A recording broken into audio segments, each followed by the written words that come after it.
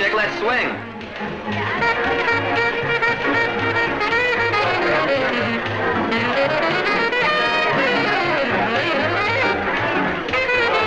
What's the matter? Cat hasn't danced once all night. Well, maybe she's anti-boy. No red-blooded girl's anti-boy.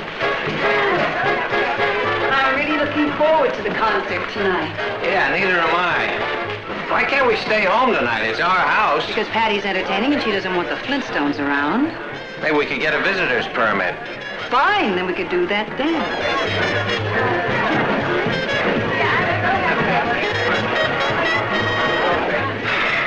Let's go.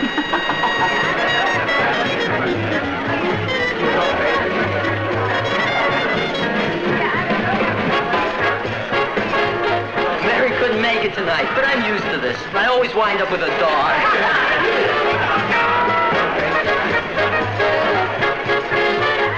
Would you care for some punch? Hey, Patty's the really Lady One, isn't she? Lady One? Wowsville, the bidder. You're Patty's cousin from Cubesville, aren't you? No, I'm visiting here from Europe. Funny. Would you like to do the hammer? Do you mean dance? Do I look like a carpenter? They do dance in Europe, don't they? Of course. But I'm not used to this music yet. Perhaps they'll play a waltz. Boy, you're older than you look. Come on, chick, let's swing. Hello, Kathy. Would you like to dance? No, thank you, Craig. Excuse me. I'd better get some more sandwiches. I think she needs to be shot into orbit. Save my place. I've been robbed!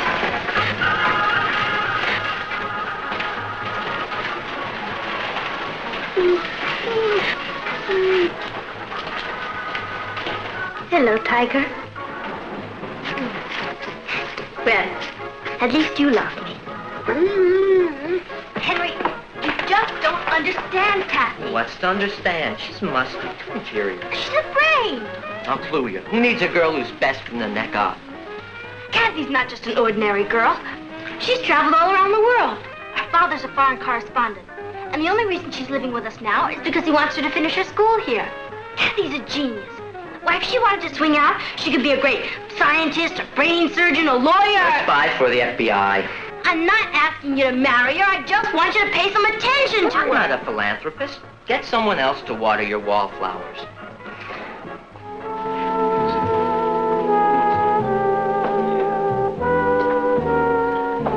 Kat, Harry's just dying to dance with you. Yeah. I'm terribly sorry. I just got this sudden headache and I'm going to bed. But it's chow time. I'm not very hungry. I am. Let's eat.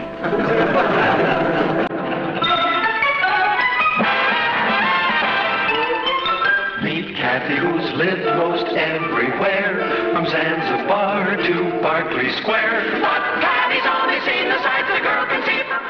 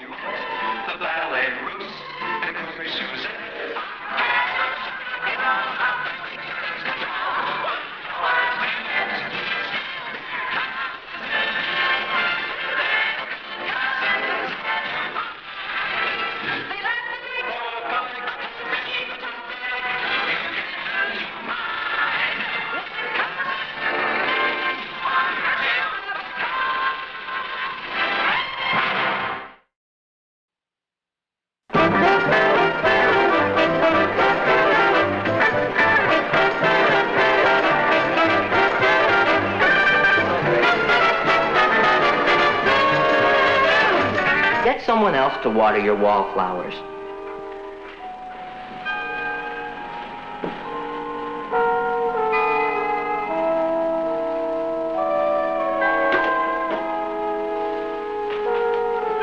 Hi, Kathy. Can you have chow with me and then we'll cut it and cool it and make the big scene?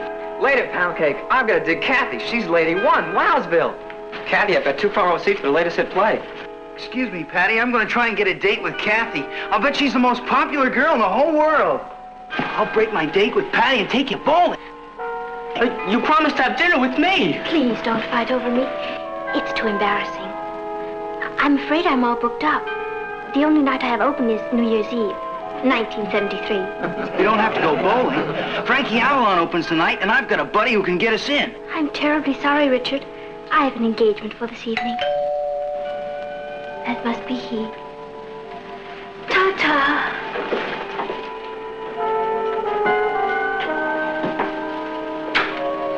I'm ready, Poundcake. Kathy, you're the dream. It's Frankie Avalon. A Venus de Milo with arms. Down, beasts. Another time, perhaps. Bye. Bye.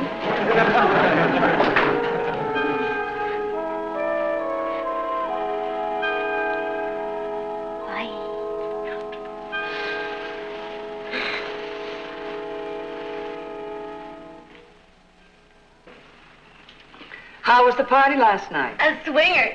You should have seen Tiger dance the hammer. That's a sight I could do without. Did you enjoy the party, Kathy? Oh, yes, Aunt Natalie. Boy, you sure go with a bunch of loudmouths. I couldn't sleep. I know. You were too busy sneaking downstairs. It's my house, too. I got a permit.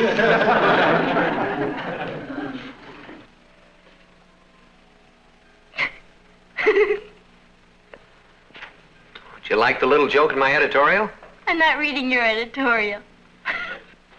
That figures. May I ask what you do find so amusing? Aunt Jane, listen to this. Dear Aunt Jane, my boyfriend is a musician, but he's very shy.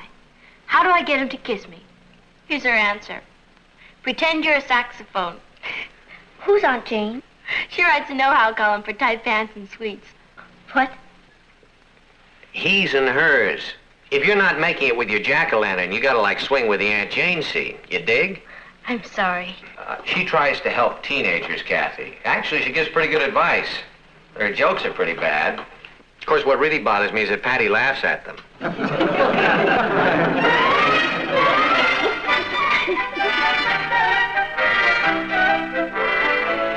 Dear Aunt Jane, I sincerely hope you can help me with my problem. I would like to change my image. I am a terrible wallflower. Boy,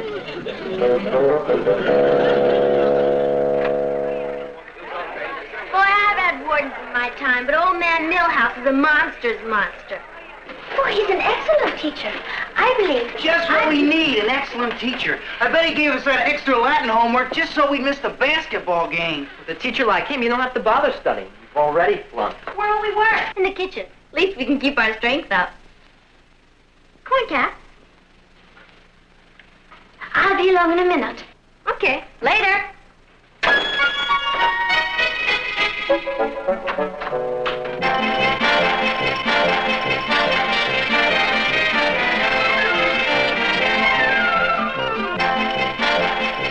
You Can Be Popular by Aunt Jane.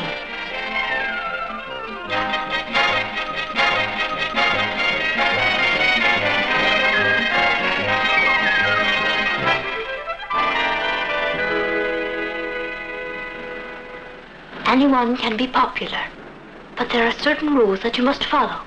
Are you willing to do this? Oh, yes. There are a few simple tricks that will help you. For instance, when you are with your date and you find yourself tongue-tied, smile. Wider. Rule 1. Popular people are generous people. They give of themselves. Offer to help your friends. Yes, I'll do it right away. You're a smart boy.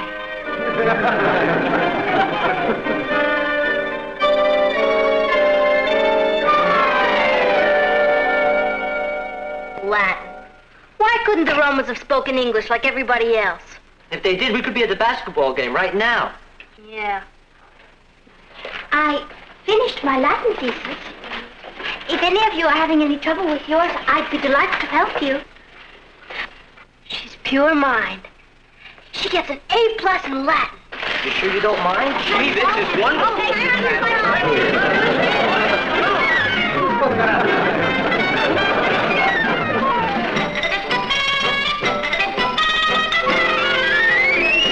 Rule 1. Offer to help your friends. Now that you have conquered Rule 1, we can move on to Rule 2. You have proved you are generous, and it worked out fine, didn't it? Certainly helped my Latin. Rule 2 is, always be honest and frank. Your personality will become a magnet that attracts weaker people to you. The only way to help people is to tell them the truth. Remember, no one respects a dish rag. That's it. I've been a dish rag.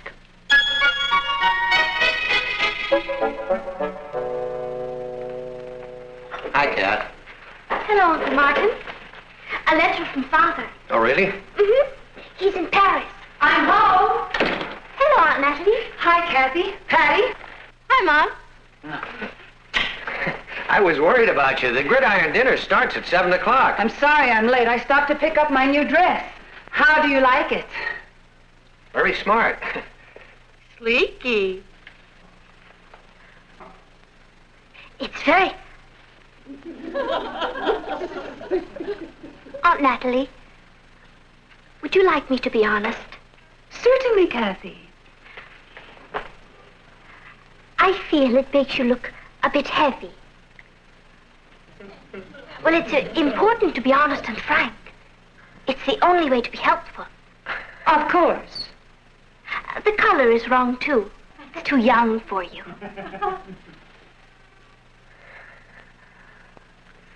Thank you for your honest and frank opinion. If you'll excuse me, I'll go change into something thinner and older. Oh, now, honey, don't get your feelings hurt.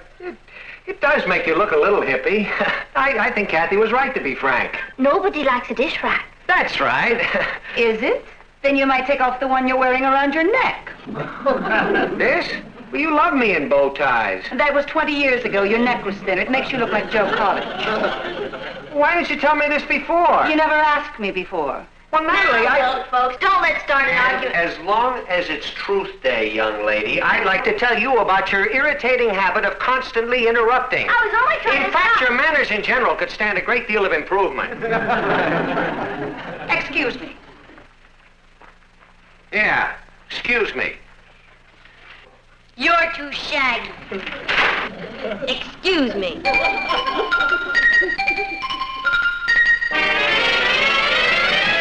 I only followed Rule 2.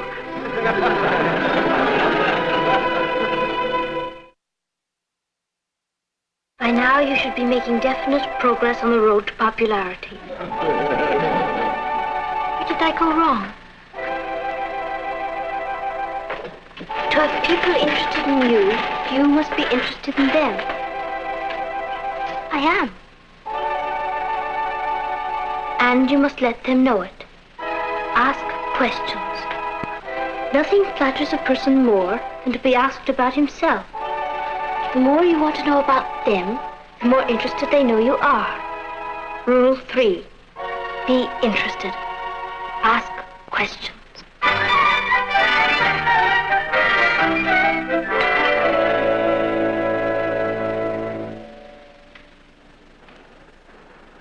Hello, Craig. Hello, Kathy. Is Patty home? No, she isn't. Can I help you? I just wanted to return her math book. Oh, I'll give it to her for you. Okay, thank you.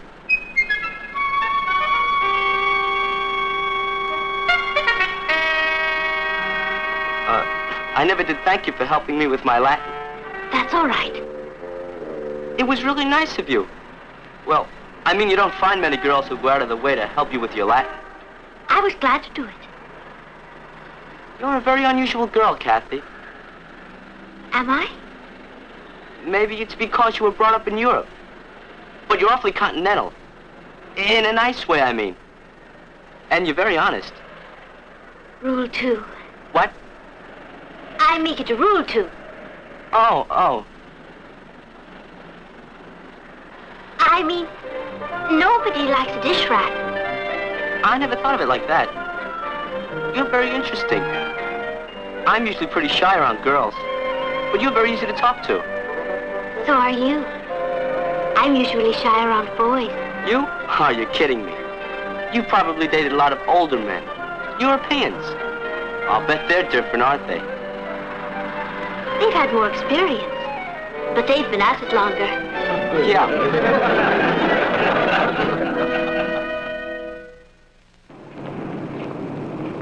I guess you must find us pretty boring. I mean, it must be hard for a beautiful genius like you to find someone interesting to talk to. Thank you. It's not that hard. For example, I find you very interesting. You do? Definitely. I think you're very unusual. Oh, I suppose I am. Well, I dream a lot. Well, I mean, I have plans. I know what I want to do with my future. I feel you have to know what you want to be, and plan for it, and work for it. Certainly an admirable attitude. What are you going to be, Craig? Either a movie star or a dentist. That's wonderful. Well, I've sure enjoyed talking to you. Bye. Bye. Rule 3. Be interested. Ask questions. Craig! Yes? Where were you born? Where was I born? Yes. Omaha.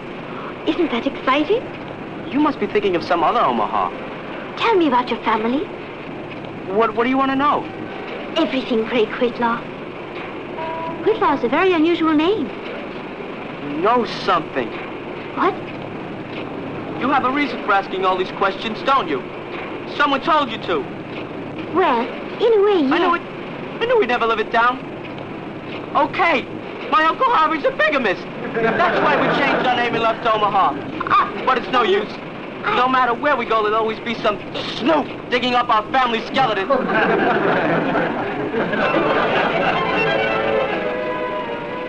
Be interested. Ask questions. Cap?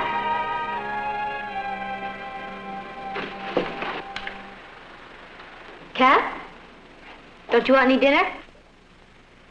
What's in Thorne? Me, in everyone's side. I'm going to be the youngest old maid in America. Holy moly. You can be popular. No, I can't. Even Aunt Jane couldn't help me. Only 3 lessons and everybody hates me. Some people are just meant to be wallflowers. Perhaps I'll be a lighthouse keeper. You're no wallflower. Why, you're the smartest girl I know. That's not what counts. Not with boys. And boys are what count.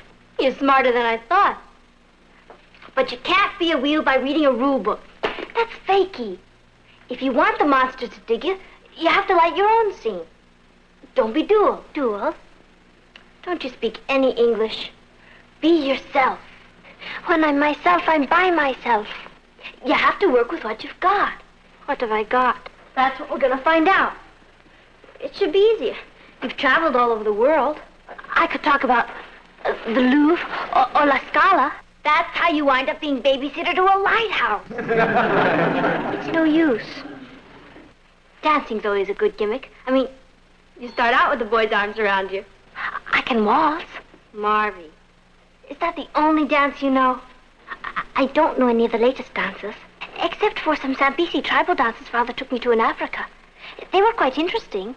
Great. I've got a Zambesi tribal dance around my hands. Of course, I don't have the down beat, but the rhythm goes like this. You're in orbit! Well, Zambesi people are river people, and they start by pulling in their boat. And then they inspect the nets. Cuckoo! Isn't that wild? And then they push the boat to the river.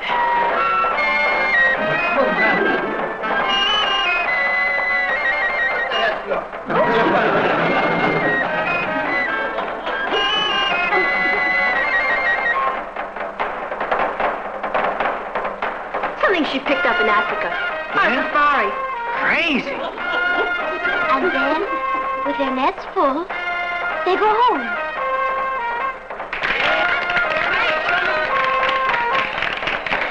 Kathy, show me this part again. Oh, well, that's pushing No, down. show me this one. Oh, well, now let me see. How about this part? Pushing the boot and then rowing in No, how about this one, Kathy? Show me. Why don't we all learn it together? Let's start with pushing. It's an authentic African tribal dance. Yeah? And then... Boy, I really dig that exotic bit. Let's try it. No, I gotta get some pointers from Kathy.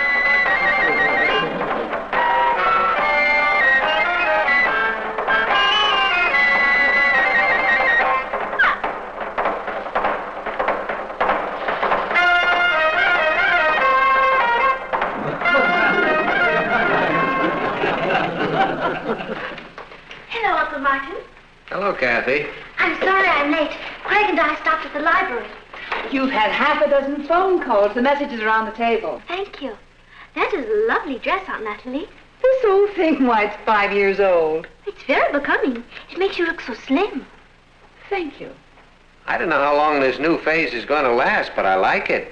I read your editorial today, Uncle Martin. It was brilliant. Let's not overdo it. I'll get it, Aunt Natalie. Hello? I told you not to call me. We have to be careful. I can't talk now. Please, don't you understand? I can't talk now. If you don't mind, I think I'll split. Suddenly I have this terrible headache. I think I'll get in the rack. Say hello for me to whoever it is. She's gone, Richard. I can talk now. Oh, no. Tomorrow? Certainly. I'll meet you after biology class at the gym. Mm-hmm.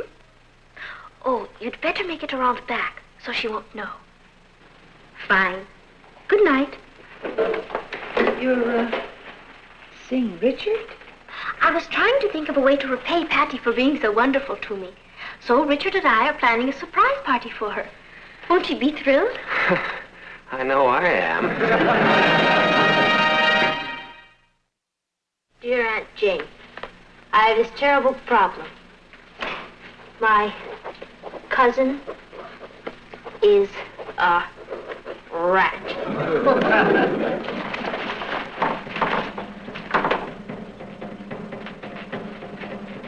She's been trying to steal this beast I've been going with.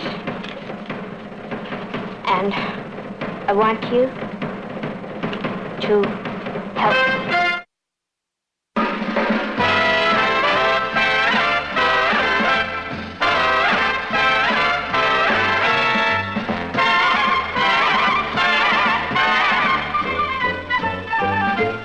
Here's Kathy, who's lived most everywhere, from Zanzibar to Berkeley Square. But Patty's only seen the sights a girl can see from Brooklyn Heights. What a crazy pair, but they're cousins, identical cousins, and you'll find They laugh alike. they walk alike, at times they even talk alike. You can lose your mind when cousins. To your mother, even if it's goodbye. I'm sorry. I'm busy throwing Richard away. Bluebeard. Man trouble? Richard's not a man. He's a two-timing, double-dealing wolf. And you know something else? I couldn't care less. I'm glad it doesn't bother you. Do you know who he's taking ice skating Saturday? Sue Ellen Turner. He didn't even give me a chance to turn him down. Would you have turned him down? Never. Perhaps he has some special reason for taking her. You bet he has. Her father has a sports car, and she lets Richard drive it. I'm sure you're more important to Richard than an automobile. A two-tone, four-barrel carburetor job with stick shift. I lost out to a red roadster with a rumble seat. You mean you had boy trouble, too? Your father and I almost broke up. We were going steady, but there was a cute little blonde named Pauline who was chasing him. She had the red roadster. And a rumble seat. One afternoon, your father and I had a date, and he never showed up. He called that evening to explain that he'd gone for a drive with Pauline. She had driven him to the country and their car had broken down. What did you do? Tore up his picture and told him I never wanted to see him again. How did he get you back? He wrote a poem to me. A poem? That's right. A beautiful love poem. I was so flattered I married him a week later. Oh. You talk to Richard. I'm sure everything will be fine.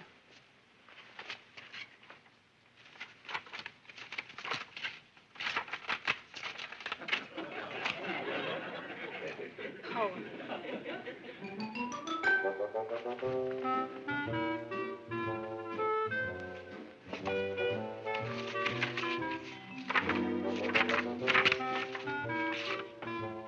Love poems.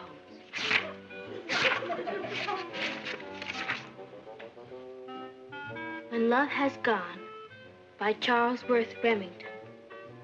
When love has gone, love has gone. The skies cry bitter rain. The skies cry bitter rain.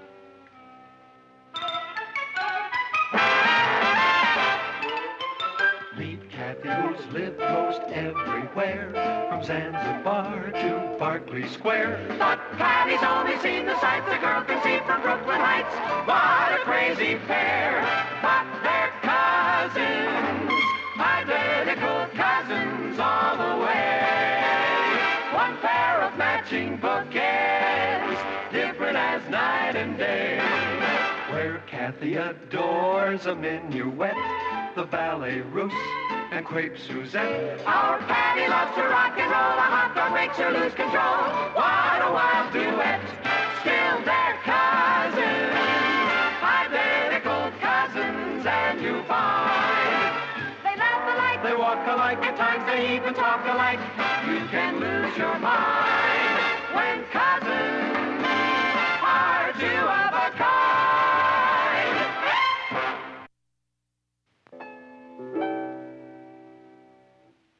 Well, that's lovely, Kathy. What do you call it? I don't have a title for it yet, Aunt Natalie. How about Stardust? You're very talented. Thank you. I studied composing when Father and I were in England. I had to give it up when he started traveling around Europe for the newspaper. Have you heard from him this week? I got a letter this morning. He's in Bombay. Happy afternoon, everybody, dear. Richard's taking you ice skating Saturday. How did you know? I'm psychic.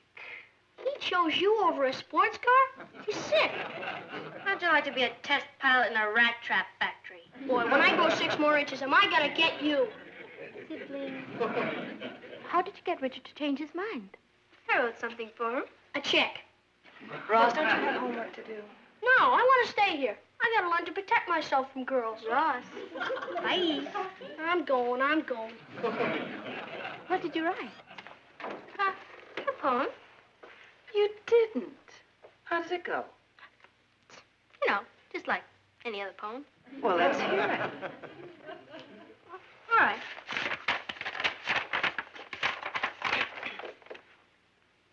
When love has gone. When love has gone, love has gone.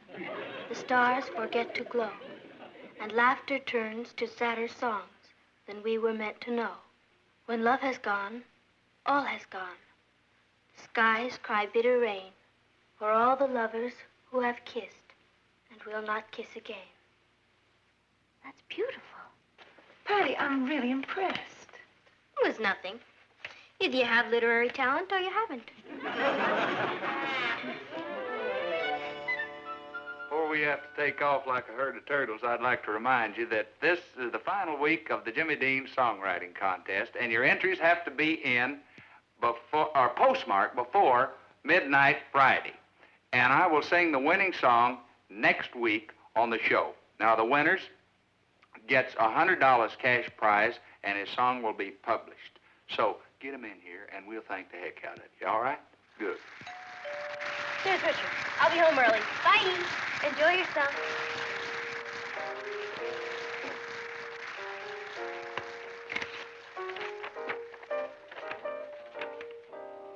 When love has gone, when love has gone, love has gone. The stars forget to glow.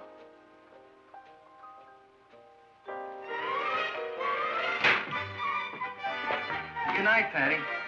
Aren't you coming in? I can't. I promised my father I'd be home early. My uncle's visiting us, and I have to spend some time with him. And I haven't finished my geometry. Dad's out. Why don't we have a sandwich?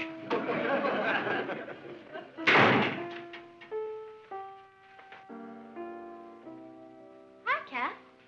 You're just in time. Listen.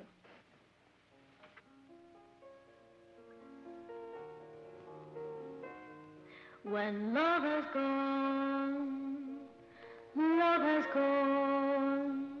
the stars forget to go. She's playing my song. Love returns to sadder songs than we were meant to know.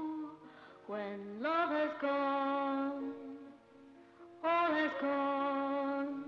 The skies cry bitter rain for all the lovers who have kissed and will not kiss again.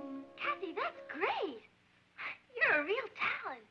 I'll say it's good enough to be in the Jimmy Dean Song Contest. No, it's not. You could win $100. Money isn't everything. Well, you want everybody to hear your song, don't you? No. Some things are sacred. Do you really think we'd have a chance? No. Of course not. There are probably millions of entries. What do you got to lose? You. What? You wouldn't want us to commercialize our talent, would you? I don't understand you, Patty. You usually have more angles than Sergeant Bilko. And now you got a chance to win $100 and maybe be famous, and you don't want to invest in a 5-cent stamp. You're right, Richard. I'll mail it in the morning. Don't bother. I'll do it for you. No. It's my song. I'll mail it. It's all the same postal service. Do you know what it'll mean if you win? Do I? Well, I'll be immortal. Like Whistler's mother. Don't worry. I'll mail this in the morning. Good night. Rich! I've written a lot of music, but I've never had anything published. What do we do if we win?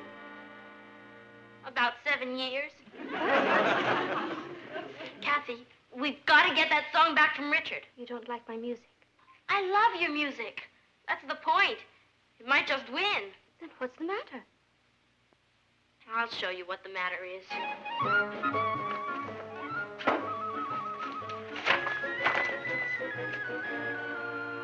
When love has gone, love has gone. Stars forget. Patty, someone's stolen your poem.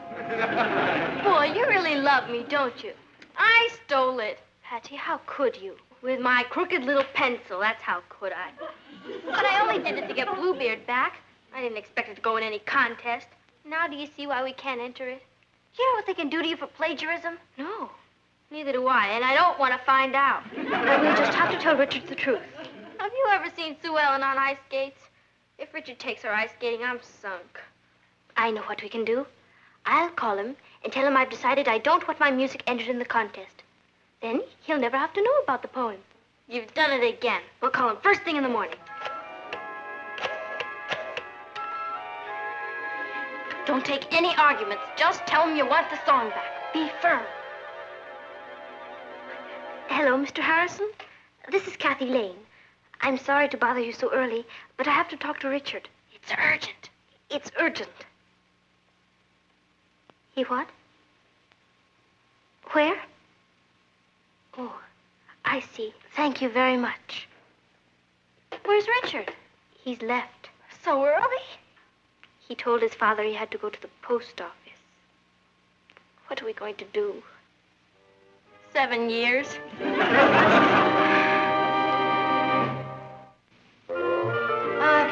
Papo? You're sort of an expert on everything, aren't you? Nobody's an expert on everything, but a good newspaper man has to know a little about everything. I'll bet you've had a lot of interesting experiences. I mean, like, running into cases of plagiarism? Plagiarism is a pretty serious matter, Patty. How serious? Well, it's a statutory offense. Plagiarists can be fined as much as $10,000. $10,000? And 7 years in jail. I don't think I'm very hungry. Would you excuse me? I'm not very hungry either. What if it doesn't work? Will you stop worrying? Would I get you in trouble? Yes.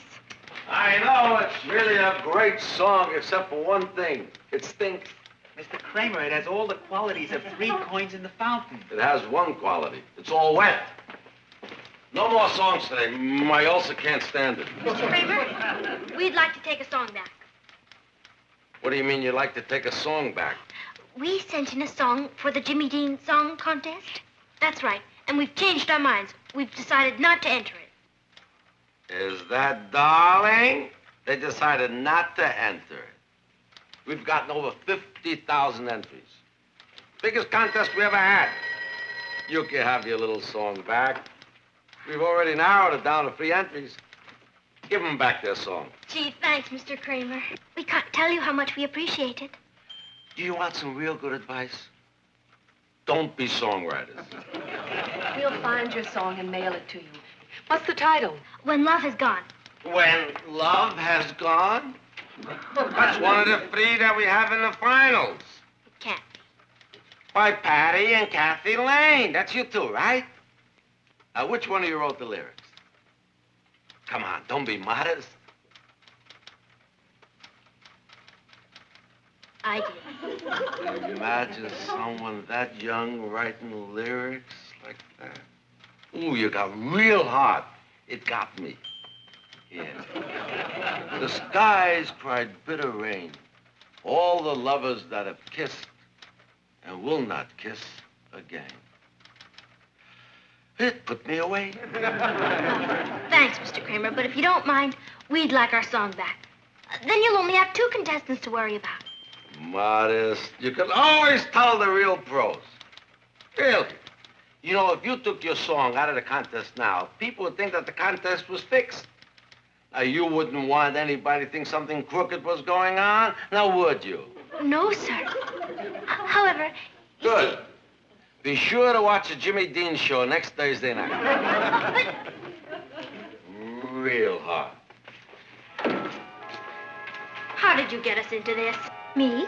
Yeah, you and your music. You were the one who told...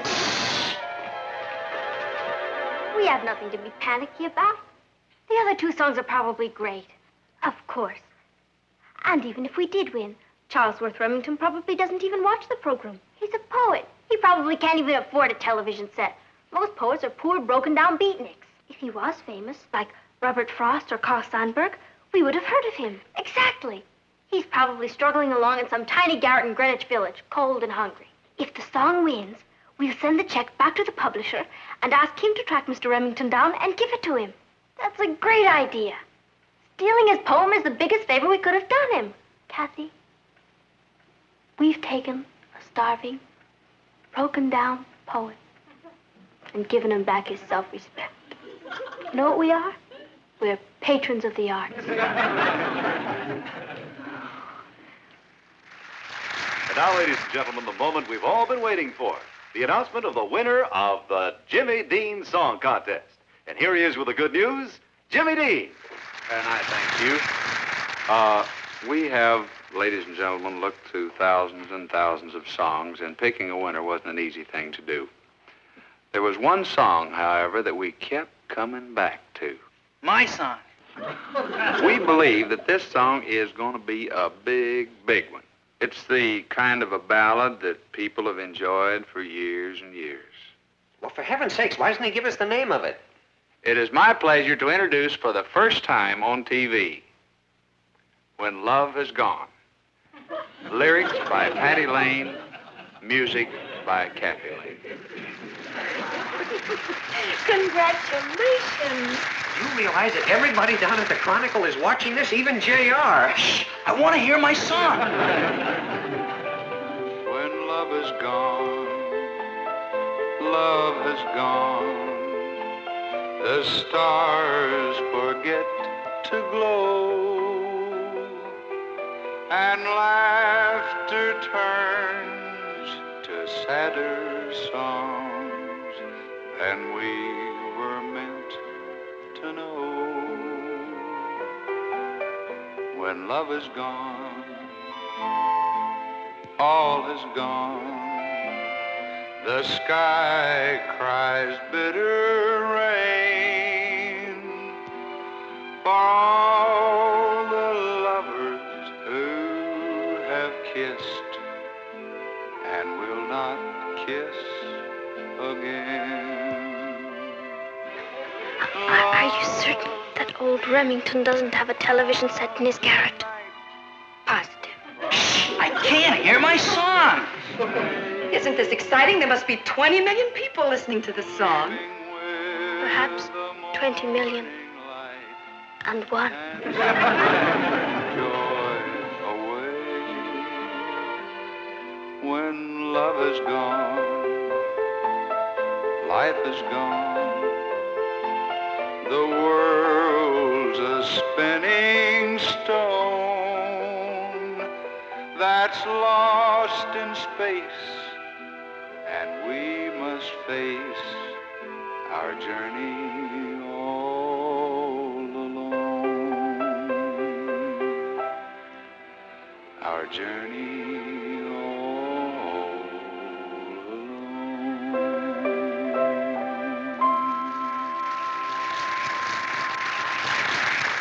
Listen to this. Congratulations, have just ordered first printing of 50,000 copies of When Love Has Gone. Looks like a winner. Sam Kramer, Bird Music Corporation. Cuckoo. Hello? I know, isn't it exciting? The phone hasn't stopped ringing all morning. Every time the girls started to leave for school, there was another phone call or telegram, so I decided to let them stay home today. How often do you become famous? Thanks. I'll talk to you later. Who is that? It was,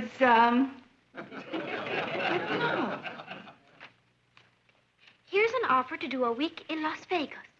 If you get one to go to Timbuktu, grab it. You never know when you might want to see Timbuktu. I'll get it. Hello? This is Patty Lane. It's Swing Time Magazine. They want to do a telephone interview with us. Yes? How do I work? Well, it's a matter of inspiration. I mean, either you have it or you don't. I like to work in a darkened room, facing north. Mm-hmm. Well, a lot of calls have been coming in, but I don't know if I want to make songwriting my life's work or not. Fame is so fleeting, isn't it? Well, I may do a Broadway show or two, and then I'll see. Would you like to talk to Kathy? She can't come to the phone right now.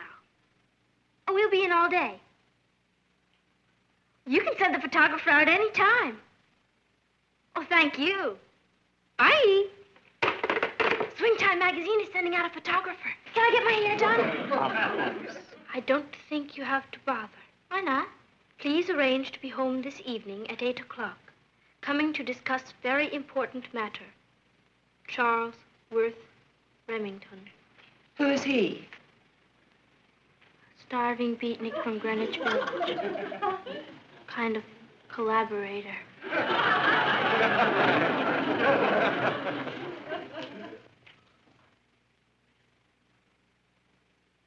How serious is it, Martin? That depends entirely on Remington. He's probably boiling mad. And he has every right to be. He's not only been cheated out of his glory, he's been cheated out of his money. We didn't mean to cheat him. I have a hard time proving that. What if we gave him some money, in addition to whatever he makes on the song? We're going to have to. It's the only thing we have to trade. We'll put his name on the lyrics and give him all the royalties and offer him a cash settlement for damages. What if he refuses to settle? And we'll face that when we come to it. He either wants money or vengeance. That could be him now.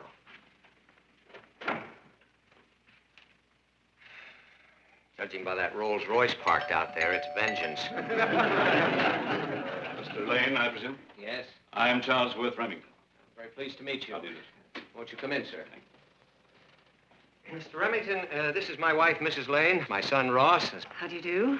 my daughter, Patty, my niece, Kathy, my dog... this is Mr. Remington. Won't you sit down? No, thank you. This won't take very long. I'm here about that song that was played on the Jimmy Dean show last night. Yes, we know. You also know who wrote the words to it. Yes, sir. You did. That is correct. 25 years ago. It was all my fault. Kathy had nothing to do with it. I'm just as guilty as she is. I'm an accessory off to the fact. It was all my idea. Just let me handle this. Now, we are fully prepared to make any restitution you ask, Mr. Remington. Restitution for what happened last night? We'll do anything. You already have. You can say that again. I wrote that poem to a girl called Alice. She was the love of my life. We'd had a quarrel, and I wrote the poem to show her how I really felt about her. It got lost in the mail. Of course, I didn't know that. When I didn't hear from her, I assumed that she wasn't interested in me any longer, so I left the country. I went to Australia, where I started a sheep ranch. I became very rich, but I never forgot Alice. What I didn't know was that she finally did receive my poem. And she tried to call me to tell me that she loved me too. But of course, I had left by that time. She even had the poem published, hoping that I would see it. All these years that I've been searching for her, she's been searching for me too. We had just about given up hope of ever finding each other, when last night she heard my poem set to music. I heard it too. We both went to the television station. We met. I'm going to cry. So am I. Alice and I are leaving on a round-the-world honeymoon trip tonight. Then you're not mad at me? I owe you a great deal, young lady. I came to thank you. I told you we were doing something beautiful for someone. I can't tell you how happy you've made us all. Oh, there's just one thing. Alice thinks it was my idea to have the poem set to music, and she's very romantic. I don't like to disillusion her. I won't tell anybody. What about all the money from the song? Oh, you can do what you like with that. Well, Alice is waiting for me, so once again, thank you all. Bye. I'll see you out, Mr. Remington.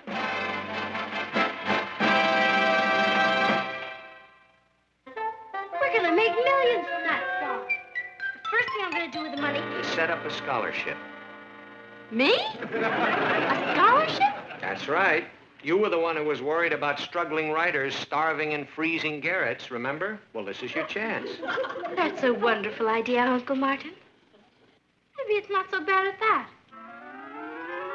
Patty Lane Scholarship. The Charles Worth Remington Scholarship. Oh. Well, what do I care?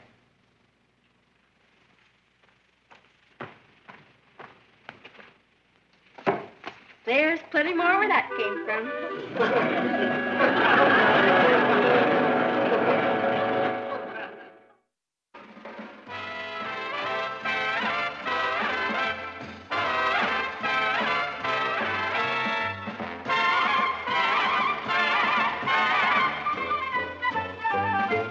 Here's Kathy, who's lived most everywhere, from Zanzibar to Berkeley Square. But Patty's only seen the sights a girl can see from Brooklyn Heights.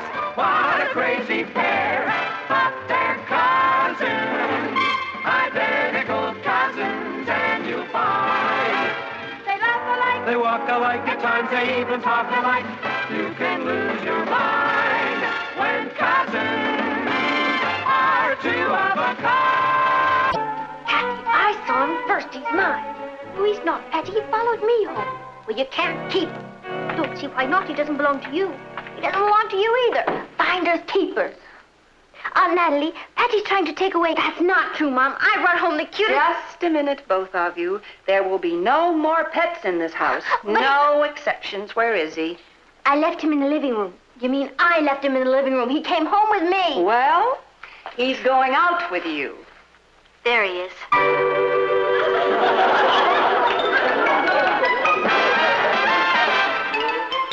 Meet Kathy, who's lived most everywhere, from Zanzibar to Berkeley Square. But Patty's only seen the sights a girl can see from Brooklyn Heights. What a crazy pair! But they're cousins, identical cousins all the way. One pair of matching bookends, different as night night and day. Where Kathy adores a minuet, the ballet russe, and crepe Suzette. Our Patty loves to rock and roll, a hot dog makes her lose control. What a wild duet, still they're cousins, identical cousins, and you find they laugh alike, they walk alike, at times they even talk alike. You can lose your mind when cousins are two of a kind.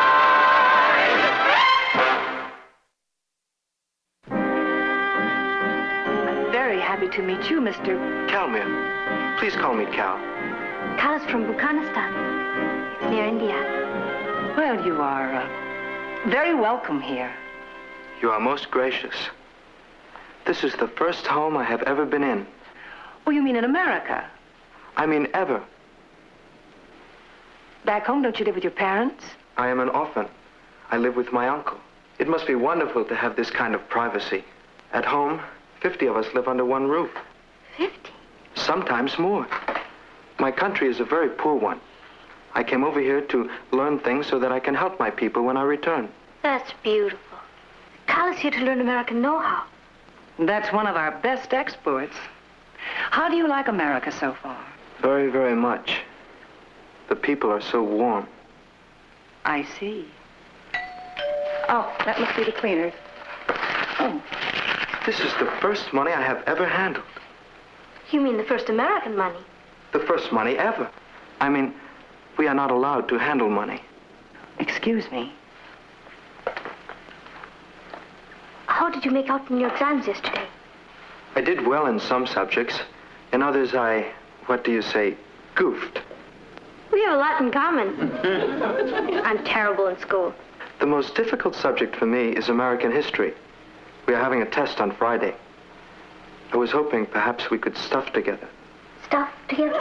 Well, you know, squeeze. Oh, you mean cram. Oh, that's it, cram. I'll help you, Cal. Who's going to help you? I know more about American history than she does. She's been brought up in Europe. I've had the advantage of living in Brooklyn Heights all my life. Would you like to stay and have dinner with us, Cal? Please do. I make very good potato pancakes. I would enjoy that very much. But unfortunately, tonight I cannot. I must be with my uncle. Then come another night. You come as often as you like. I'll see you to the door. I'll walk you home. It's about time. Where did you walk him to, Bukhanistan? Cousin dear, this is a free country. As one of our great American presidents said, if you can't stand the heat, stay out of the kitchen. It's my kitchen. Cal came here today to see me. Then why did he walk home with me? Because you threw yourself at him. Maybe I did, but he caught me. I'm doing you a favor. Cal's not your type. And exactly what type is he? Well, he's dark and dreamy looking. That's my type. He needs someone who can teach him American customs. That's me. I'm as American as apple pie. Oh, and what am I? A wet crumpet. You should have heard him, Martin. He's never had any money in his life. He lives in a place with 50 people, and yet he doesn't feel one bit sorry for himself. All he kept talking about was going back to his country and helping his people. Sounds like quite a boy. He is. He's beautiful and very serious-minded. He came to this country to learn American customs. And which one of you two is helping him to learn? I am. Oh? Oh, don't look at me. I'm just the referee. Is this what they mean by the eternal triangle? I'll have to meet this boy. I didn't think the two of you were attracted to the same type. A dreamboat is a dreamboat in any language. I'd like to help him if we could. He lives with an uncle, and he didn't say much, but I get the feeling that the uncle is pretty strict with him. Well, if he has a financial problem, I might be able to get him a job on the paper after school. Could you, Uncle Martin? We'd appreciate that. Who's we? Calmir and I. I'll check and see if we have an opening for a copy boy. I could make him a loan. He couldn't afford your rates. You know something? I hope Kathy gets him. That's a terrible thing to say to your own sister. It's a silly thing to say. Why, it isn't as though Kathy and Patty are competing for him. No, of course not. No, of course not.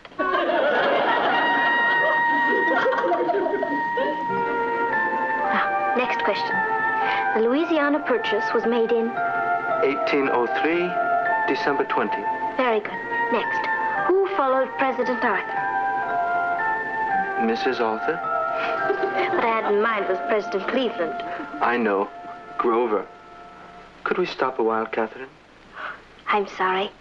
I have been pushing you pretty hard. I got carried away. You are a wonderful teacher.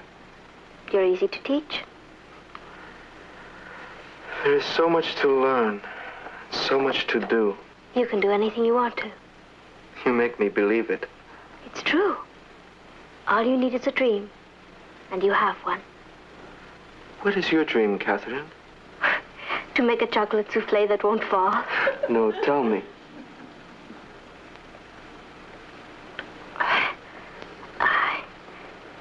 I'm full of dreams. I'd like to be a teacher, or a nurse, or a scientist, and invent something to help humanity.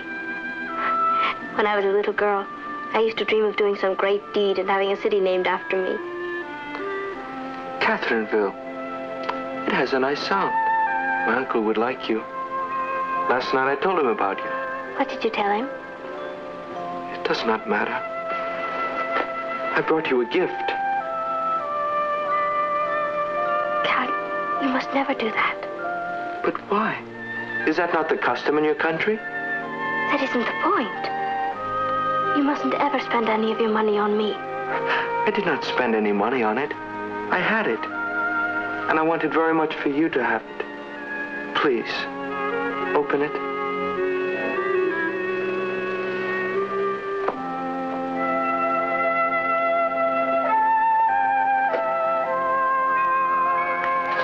It's beautiful. Do you really like it? Very much. To make a lovely paperweight. A paperweight? It is yours to do with as you wish. There you are. Well, sorry I'm late. Now we can all sit down and do our homework together. Let's see, here we go now. Who followed President Arthur? Mrs. Arthur? Say, that's pretty. Where'd it come from? Cal brought it. No, that looks like a real emerald. Except that if it were, it'd be worth about $100,000. Well, it can't be worth $100,000. I just got him a job as a copy boy on the Chronicle. That's wonderful. Oh, Natalie. Unless I'm crazy, this real emerald is a real emerald. That's impossible. What'd you say this boy's name was? Kalmir Prakashamand. Oh, no. Have you heard of him? Heard of him? My new copy boy is the Crown Prince of Buchanistan. Cal, he couldn't be. Why not? Because he had lunch here and I used my old silver. He said he was poor. He said he lived in a place with 50 servants. And he never handled money because... He had an equerry to take care of little details like that. His uncle is General Sarika, the United Nations delegate from Buchanistan. I did an interview with him last week. Whose uncle is General Sarika? Your friend Cal. He's the Crown Prince of Buchanistan. What? Holy moly. My Cal is a crown prince? Well, I don't know whose Cal he is, but he's a prince, all right. Oh, I'll get that. Guard it with your life. He never told me. He wanted me to treat him like just an ordinary boy. It's the most romantic thing I've ever heard. General Sarika.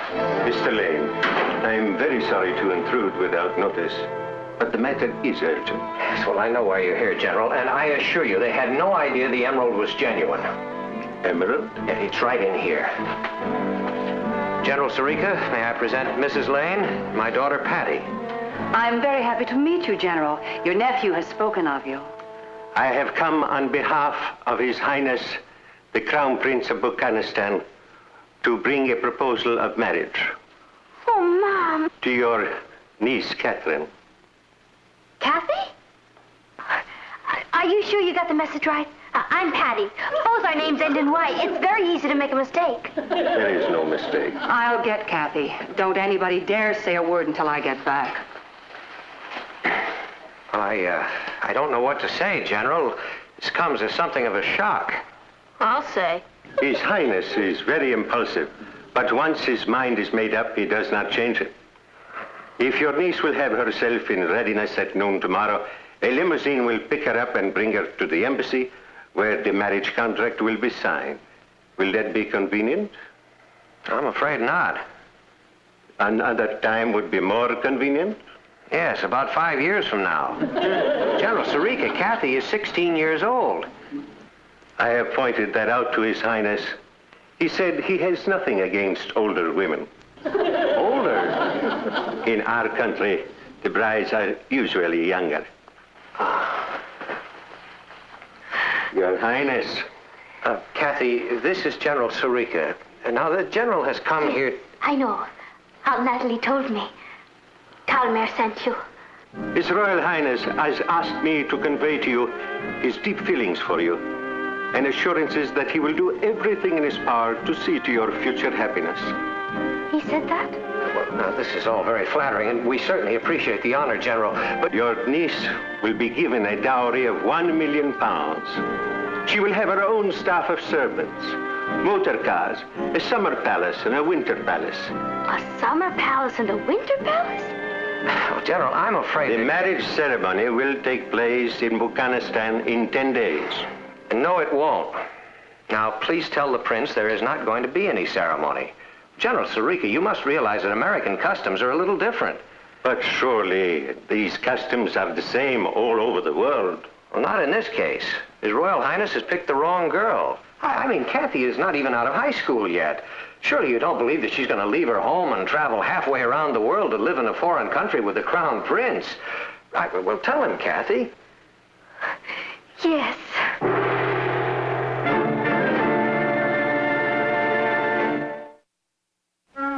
Martin, we've got to find a way to stop this. We're going to, but not by forbidding them to see one another. We've got to be very careful that Kathy doesn't get hurt. We can't afford to offend Calmer. I mean, he's the head of a country, remember? How could I forget it? Why couldn't they have brought a cat home? What? Nothing. Hadn't we better send Kenneth a cable? And say what? Congratulations, you're going to be a father-in-law? Now, don't worry, Natalie. Believe me, Kathy will not go through with it. She's far too sensible. You mean she's too sensible to turn down a handsome young prince whom she loves, £1 million, a summer palace, a winter palace... Wait a minute. Whose side are you on? There's a lot to be said for the other side, Martin. And besides, Kathy loves Cal. How does she know who she loves? She's only 16. I married you when I was 17. Well, that was different. I mean, Kathy is attracted by the glamour, the fantasy of being a princess and ruling a country. It's storybook stuff. It does sound glamorous, doesn't it? Well, it's not going to sound so glamorous after I finish talking to her. I'm going to point out a few of the grim realities. She's going to be living in an underdeveloped country where there's a very high rate of poverty and living conditions are appalling. Don't worry. I'll knock that romantic little dream out of her. Oh, hello, Kath. Hello, Uncle Martin. You're home early. Yes. He has a lecture to give. I've had the most wonderful time. I've been out shopping with Calmer. Oh, what'd you buy? Matching elephants? Isn't it? Kathy, sit down. Your Aunt Natalie and I want to talk to you. Now, Kathy, you're only 16 years old. You just can't get married and go running off to live in a country halfway around the world. I agree. You do? I told you there was nothing to worry about. I talked to Cal and his uncle about it. I'm going to sign the marriage contract now, but I have to stay here and finish school. I won't go to Bukhanistan until I'm 18. Look at these books and maps Cal bought me. I want to learn everything there is to know about Bukhanistan before I go over there. Well, I think I can help you. I'd like to give you a few facts about Bukhanistan. Wonderful. Cal has already told me quite a bit about it. Do you know that its per capita income is one of the lowest in the world? The poverty and disease over there are incredible. And do you know what it's due to? No. Ignorance. They need schools, hospitals, roads. Cal and I have been talking about an irrigation project. it works, it could turn a whole desert into farmland. Look, we could raise the per capita income 17% in the first 2 years. Isn't that exciting? She asked you if that isn't exciting. Oh, yes, very. Where's the money coming from? Part of it is coming from me. You mean you're going to irrigate a whole desert on $5 a week? Cal is going to sell that emerald he gave me. At first he hated the idea. It's been in his family for hundreds of years. But I convinced him that unless it's put to use, it's just a worthless stone. It could feed 1,000 families for 3 years. Isn't it incredible? No one ever thought of it that way before. If you'll excuse me, I want to get some charts ready. Calmira's coming over.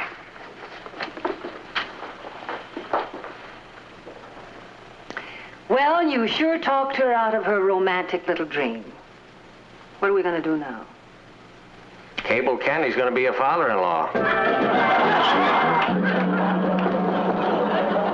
Come in.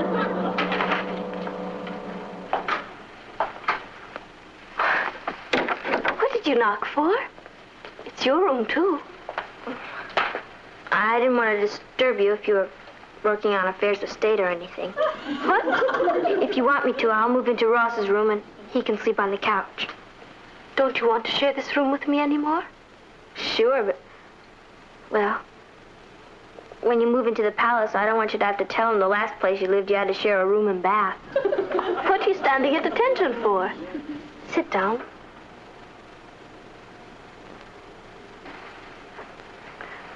When do you sign the marriage contract?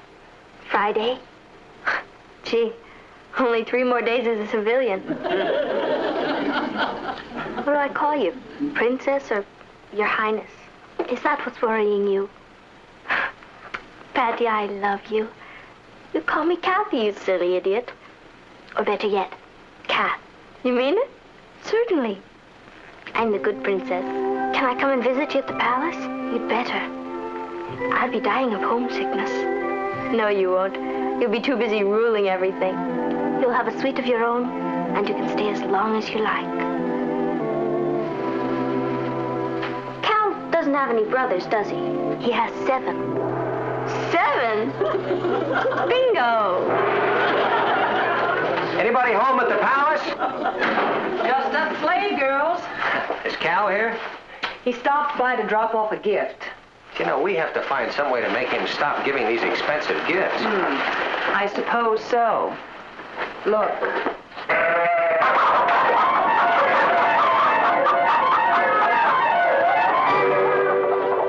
The formal signing of the marriage contract will take place at our embassy tomorrow. As a courtesy, however, we thought you would like to look up the various conditions now. Let me say it again, General. Kathy is a minor. Nothing she signs now will be binding. We understand that, Mr. Lane. It is really a premarital agreement. We would like to get this done now because my nephew must return home next week.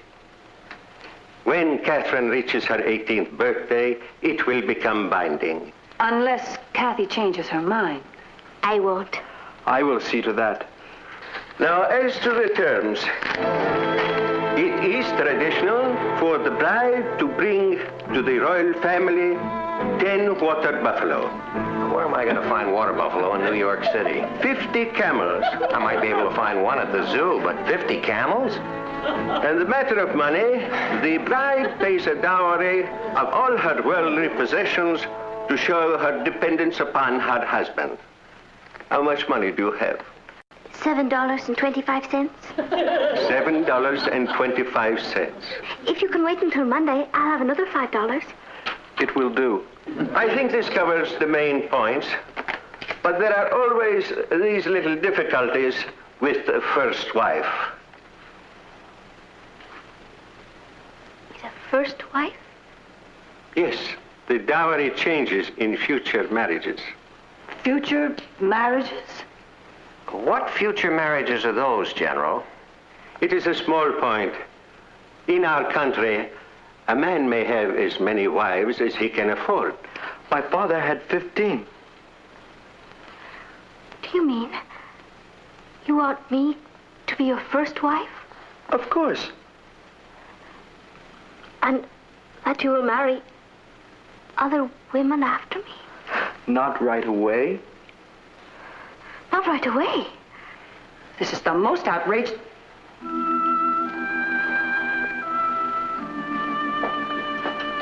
Why didn't you tell me this before? Well, I just took it for granted you knew. It is a way of our people. But it's not my way. When I get married, it's going to be for keeps. For keeps? To one man, with one wife. Me. It is nothing to get excited over. Different countries, different customs. You will get used to this. I don't intend to try. You don't mean you're refusing to marry me? You'd better find a girl when you get back home.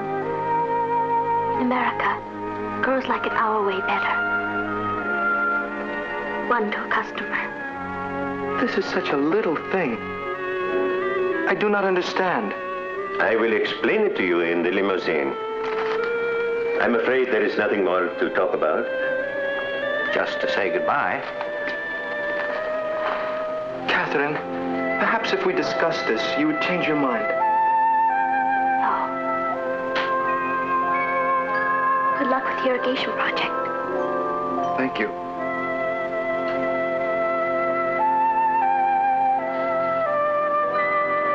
Goodbye, Catherine.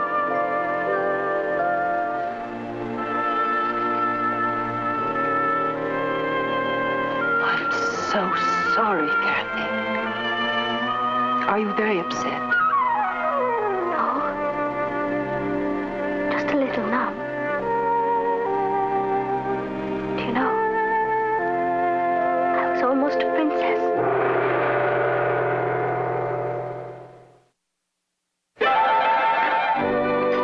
So where's Kathy? She's getting dressed. She'll be right down. Oh. Patty, has she said anything to you about, you know? Calmere? Mm-hmm. No. The first few weeks were pretty rough, but I think she's all right now. I'm not. Boy, I could have been living in a palace. She doesn't talk about it much. She hasn't been going out at all. Can't you get her interested in something? Or somebody? I try. She just likes to be by herself. Well, maybe you could try just a little harder, huh? Sure. Good morning. Hello, dear. Kath. Well, what do you girls have planned for tonight? Richard and I are going bowling. Would you like to join us, Kath? No, thank you, Patty. I think I'll stay in and write some letters. Why don't you go, Kathy? You haven't been out one night in the last 6 weeks. I guess I'm just not ready yet. Try to forget him. I will. I know it's ridiculous. By now, he's certainly forgotten all about me.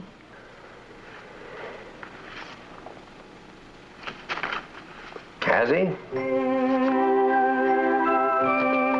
from Buchanistan. What is it? Look at the postmark.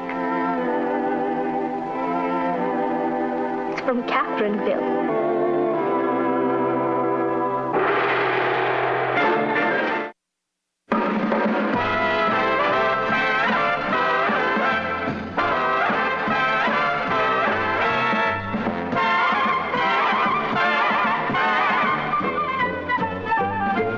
Here's Kathy, who's lived most everywhere, from Zanzibar to Berkeley Square. But Patty's only seen the sights a girl can see from Brooklyn Heights. What a crazy pair! But they're cousins, identical cousins, and you'll find They laugh alike, they walk alike, at times they even talk alike. You can lose your mind when cousins are two of a kind. Gee, it's going to be exciting having Uncle Kenneth here for Christmas. Can we all go to the airport with Kathy to meet him? Of course. Hey, where is Kathy? In her room, wrapping more presents for her father. Christmas Eve will be here tomorrow. Monday the banks will let me borrow. Will you please help me out of this? Certainly, brother dear. Thank you, sister dear. Brother dear and sister dear. Those are the first civilized words they've exchanged since last Christmas. Would you see if there's another string of lights in the basement, Ross? Certainly, Mother dear. Wouldn't it be great if we had Christmas every day? I'd be bankrupt by February 1st. Here are some more presents to go into the tree, Aunt Natalie. All those? You must have spent next year's allowance on gifts for your father. I may have to float alone. I simply can't believe Father will be here tomorrow. It's been almost a year since I've seen him. In just 7 hours and 10 minutes, he'll be boarding a plane in Brussels. Oh, I'll get that. You keep trimming. Well, good evening, J.R. I've been trying to get you on the phone for the last hour. Well, I guess Patty must have been using it. Is anything wrong? There's a revolution going on in Kurdistan. Yeah, I know. What you don't know is that last night one of our foreign correspondents evaded their border guards and entered the country illegally. He's been arrested and is being held in a government prison. One of our foreign correspondents? Your brother Kenneth. Kenneth? Kenneth Lane of Chronicle accused of espionage and inciting a revolution. Well, that's impossible. Kenneth is in Brussels covering that trade conference. That's what he's supposed to be doing. He flew over to Kurdistan without telling anybody. The rebel general's an old buddy of his and smuggled him into the country. Well, that's good. Is it? We're in trouble with their foreign office, our State Department, and the head of a foreign government. They've had me on the carpet all morning. I'm sorry about that, J.R., but we've got to do something about Kenneth. Yes, I intend to. If your brother Kenneth ever gets out of jail, he's fired. You're firing my brother? No, you are. Merry Christmas.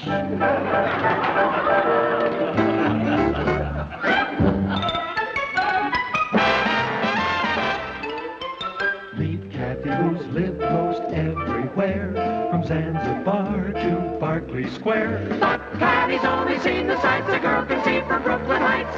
What a crazy pair! But they're cousins, identical cousins all the way. One pair of matching bookends, different as night and day.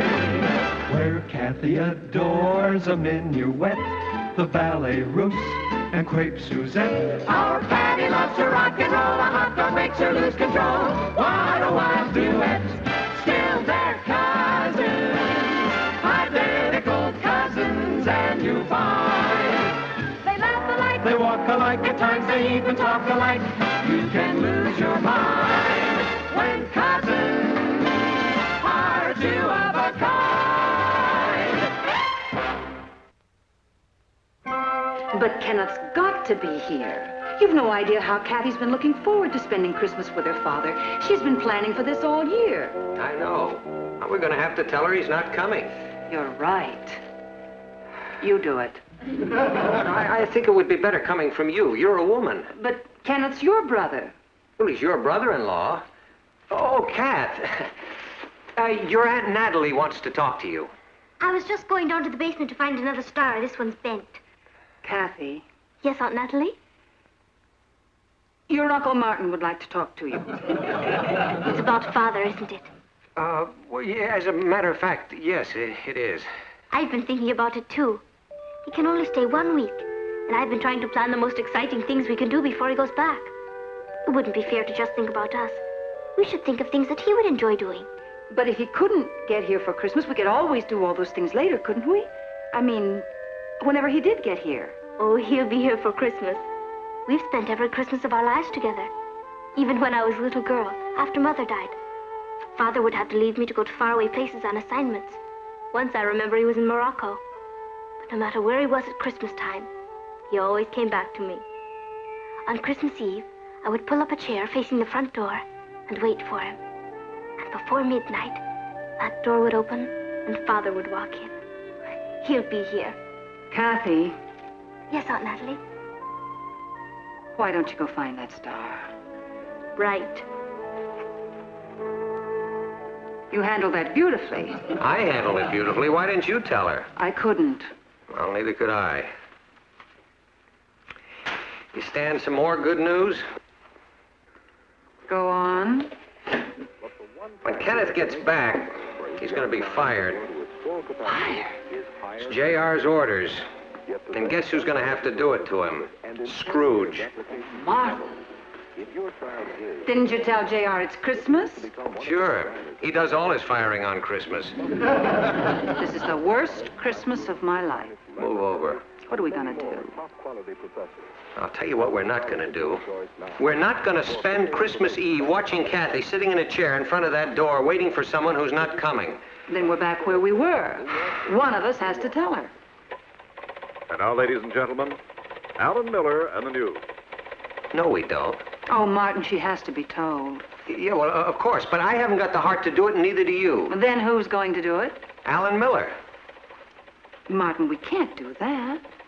Good evening, ladies. Excuse me, I have to check on my plum pudding. Don't go, Kath. Excuse me. Did you want to talk to me?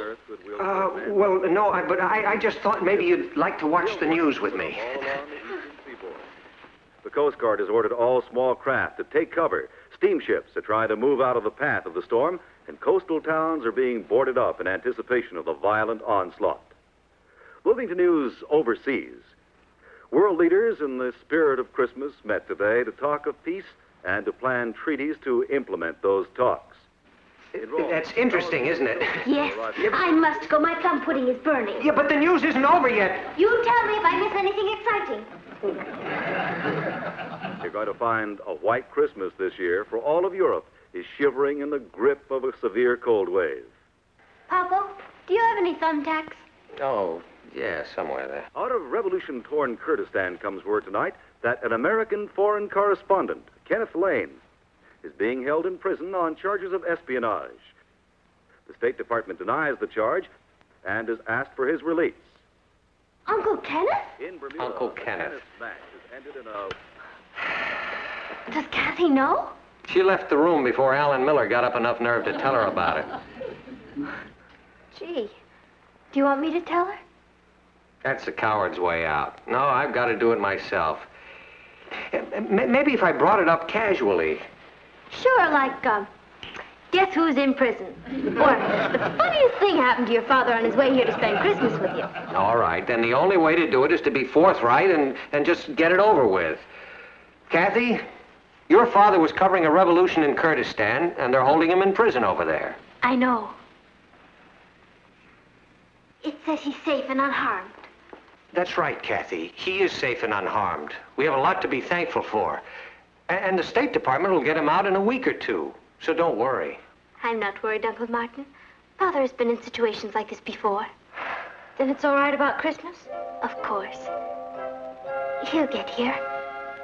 He always spends Christmas with me. Well, there must be some way to get through. Try the embassy over there. Tell them it's a priority call. Oh, it's you. I've heard of calling person to person, but this is ridiculous. Well, I was trying to get through to our office in Rome. Eddie, look, you keep trying. Call me back when you have something. All right, thanks. I can't get any calls through to Kurdistan. Maybe the country's closed for the weekend. Is it a big country? Well, it's big enough to have a prison. Why does your brother have to be such an adventurer? Well, it takes after me. I mean, that's the way I'd be if I weren't married and didn't have a family. I'm glad you've got us. It kept you out of prison. Boy, I've been hearing some crazy rumors. What sort of rumors? About Uncle Kenneth. Is he in some kind of trouble or something? Yeah, I'm afraid he is, Ross, but we're trying to get him out of it. Look, does Kathy seem very upset to you? I don't know. She's kind of quiet. I mean, Kathy's always quiet. She's deep. You know what I mean? We know what you mean. Well, this may turn out to be a very rough Christmas for Kathy, so your mother and I would appreciate it if you'd go out of your way to make things easier for her. Sure. I love Kathy. I wish she was my sister and Patty was my cousin. No. I know. It was just a wild dream. Okay, I'll do everything I can. Thanks, son. Why do bad things always have to happen to nice people? Why did it have to be Kathy's father?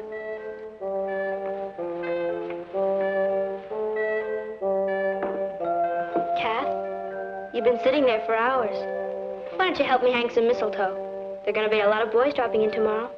No, thank you, Patty. I want to see Father when he walks in. Kath, it's Christmas and your father's not here. It won't be Christmas for another hour. Father enjoys surprising me at the last minute. He's not even in the country. Then he's on his way. He's not on his way. Kathy, please don't do this to yourself. He's in a prison 7,000 miles away. There aren't even any planes flying out of there. I remember one Christmas, when I was 10. Father was in Tibet.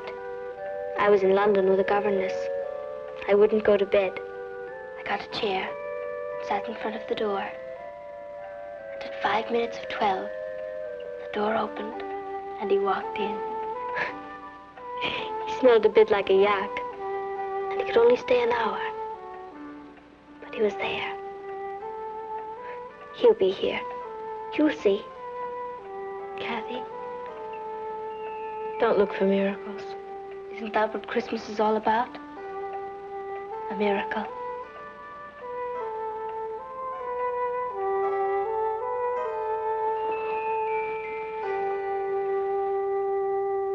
No word at all? Mom, what's going to happen to her if he doesn't show up? I don't know. I see. What about the fighting? They have. Well, listen, I'll be at home. Now, you call me here if you find out anything. Fine, thank you.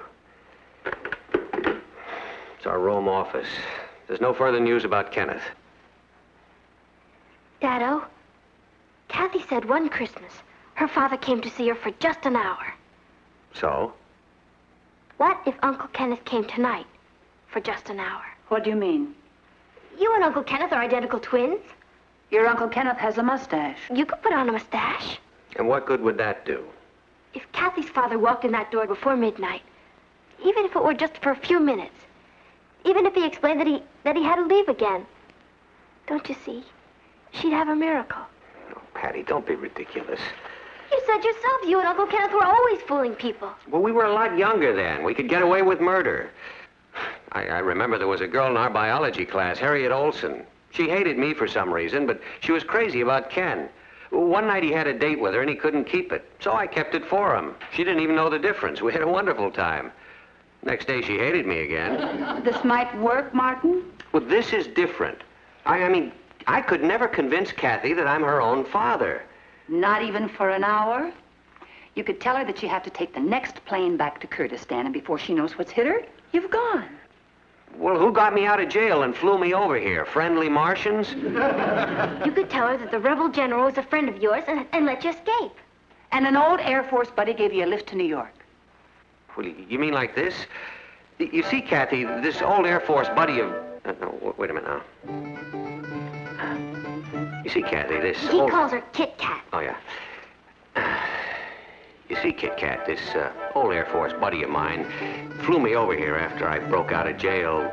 Oh, boy. Kathy is too bright a girl to believe that. Now, it's out of the question. Oh, you couldn't do it for a long period of time, but for an hour?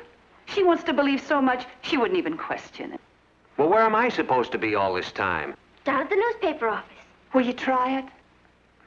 No, Oh, Martin, it'll break her heart if he doesn't come through that door before 12 o'clock. What do you say? Oh, I say... Where the devil am I going to find a mustache at 11:30 on Christmas Eve?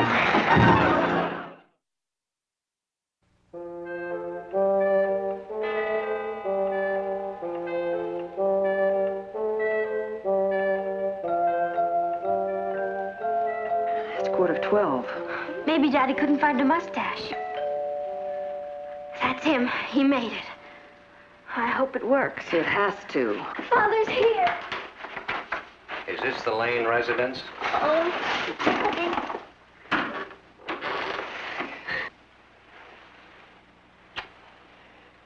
Merry Christmas, Kit Kat.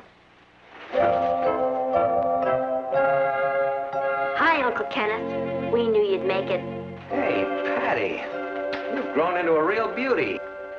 Hello, Kenneth. Welcome. Hi, Nat. You look marvelous. So do you.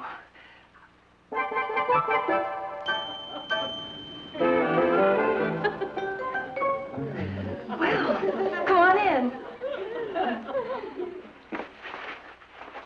We were so afraid you wouldn't get away. Yeah, well, I was a little worried about it myself, but I had a bit of the Lane luck, and here I am. I'll bet the rebel general turned out to be a pal of yours and helped you escape. Yeah. And an old Air Force buddy gave you a lift to New York? No. No? I was an old Navy buddy, Admiral Thompson. He got me a ride here in a Navy jet. An admiral helped you? Yeah. I knew nothing could keep you away. You know what really got me out of that prison, Kit Kat? The thought of you sitting here waiting for me. You must be starved. I've made some sandwiches. And after you eat, we'll open our presents. And then we'll drink a toast. And then I'll show you Kathy's in my room. And then I guess it'll be time for you to leave. Who's leaving? I just got here. Natalie, you feeling all right? Yes. Are you? I'm fine, I think. Where's Martin? He had to go to the office. On Christmas Eve? That's what he gets for being a managing editor. Well, why don't we phone him there? No! No. Why not? He's probably not there yet. He had to make a lot of stops on the way. Oh. Well, say, that's a very nice tree you have there.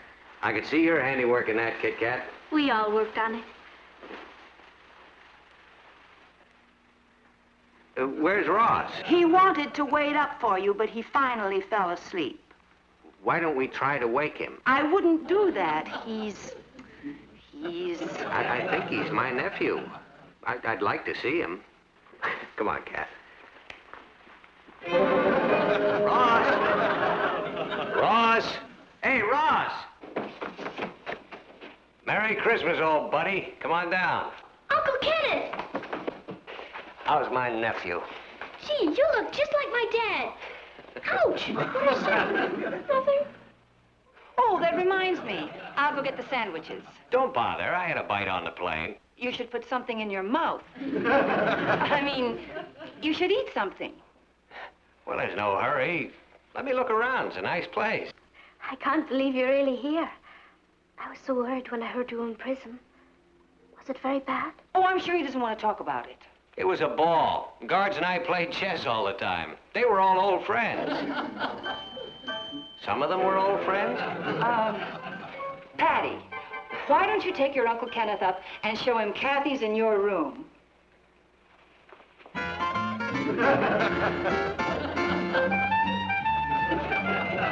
I'll be right back, Kit Kat. Doesn't Father look wonderful? Well, he may seem a little changed. I mean, an experience like he's just gone through could do that. He seems exactly the same. He does? Oh, I'm glad.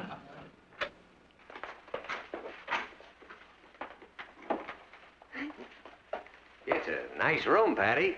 Well, you're really doing great. I'm proud of you. Well, thank you. I'm proud of you, too. Where'd you get that tie? Never mind. Listen, you really threw us a curve with that Admiral bit. Admiral Thompson? Yeah. Maybe better cool it a little.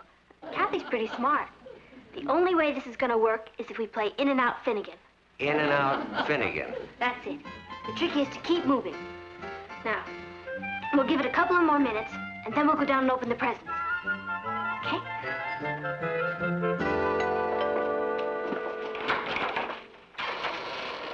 Merry Christmas, Kit Kat. I'm here.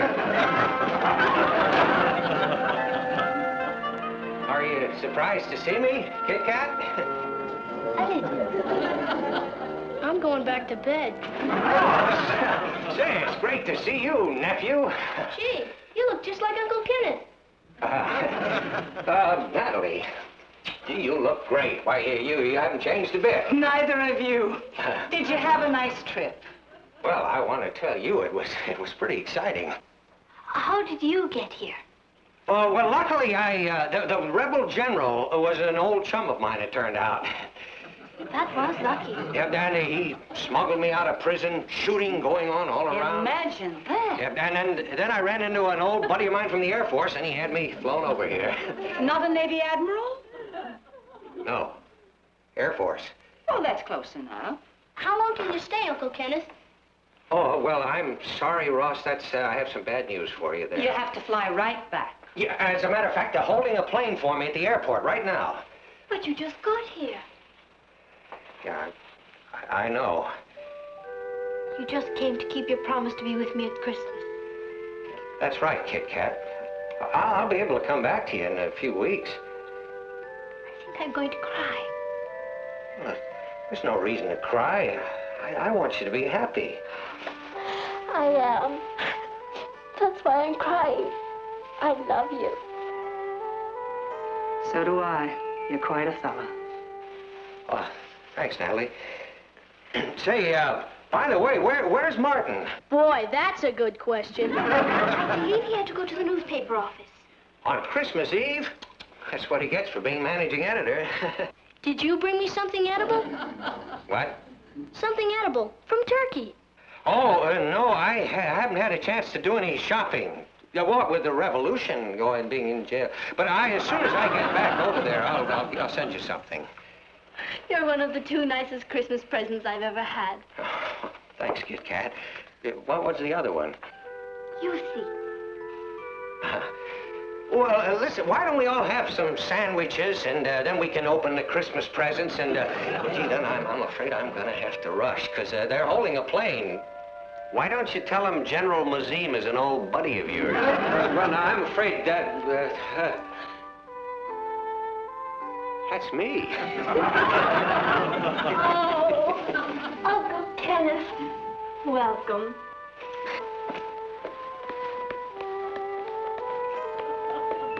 I don't feel well. All you need is a scorecard, Ross. Hello, Martin. You look terrible in that mustache. Hello, Ken. You made it. Twice, from the looks of things. How in the world did you get here? Well, let's not go into that again. What did you think you were doing? Well, nothing. He was playing Santa Claus.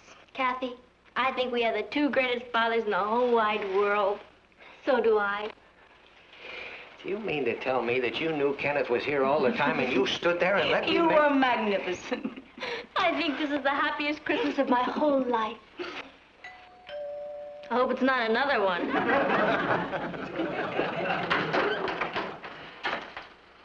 J.R. Martin, if you're masquerading as Santa Claus, you have no talent for it. It calls for a long white beard and a red suit. Well, I know. Then why are you hiding behind that scraggly bush? I'm not hiding. He was pretending to be my father. Nonsense. There isn't the faintest resemblance. Couldn't fool a goat. Well, you'd be surprised at what we used to get away with, Johnny. Kenneth, I heard you had come back. I didn't believe it. Well, you know I lead a charmed life. I couldn't believe you had nerve enough to face me. I came here to find out for myself. Didn't you get my cable? If you mean the one from Brussels, no. Brussels? Where you were assigned to cover the trade conference. Let's discuss this later, J.R. You mean to say you haven't told him yet? Told me what? JR, in 60 seconds, it's going to be Christmas. I'm not responsible for that. Martin has something to tell you. You're going to give Father a bonus. I don't think so. Tell him, Martin. Oh, I'm sorry, Ken, but you're fired. Fired? You can't fire him. It's Christmas. So it is. Merry Christmas, everybody. Did you hear that? That's terrible. Imagine firing someone on Christmas. He wouldn't do that. Or would he? Is J.R. Castle going to turn out to be the rat of the Western world? Tune in next week and we'll all find out. Bye. Merry Christmas, everybody.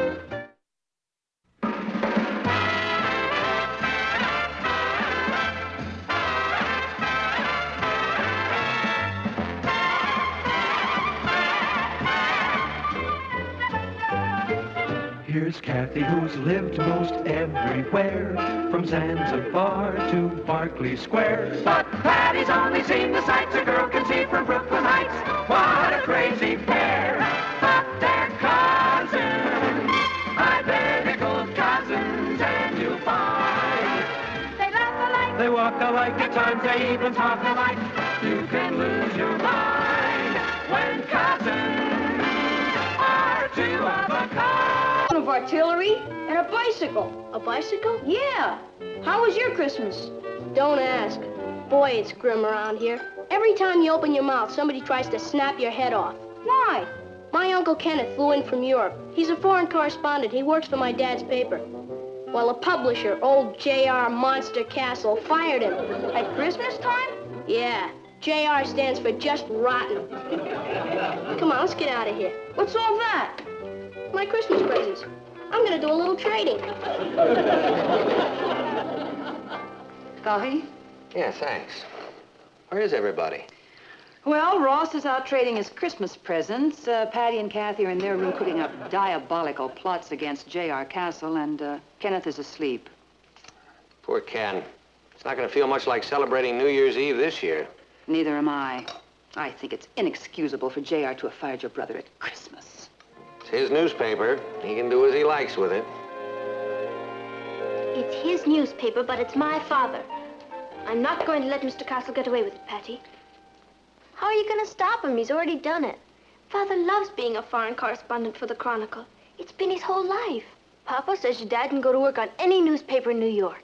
If he wanted to be cooped up in an office, he'd hate that. He may have to get used to it. Not if we use our imaginations. We have to think of something that will make Mr. Castle hire Father again. Kathy, you don't know J.R. like I do. He makes Scrooge look like Santa Claus. I know one way to get him. He's very susceptible to flattery. What is there to flatter him about? What difference does it make? Tell him what a great publisher he is. He'll eat that up. If he were a great publisher, he would have given Father a bonus for what he did instead of firing him. A little soft soap can wash away a lot of problems. I could never flatter Mr. Castle. I would choke on the words.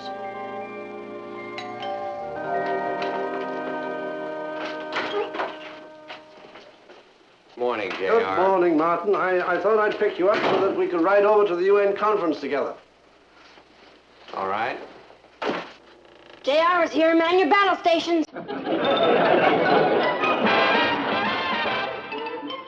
Meet Kathy, who's lived most everywhere, from Zanzibar.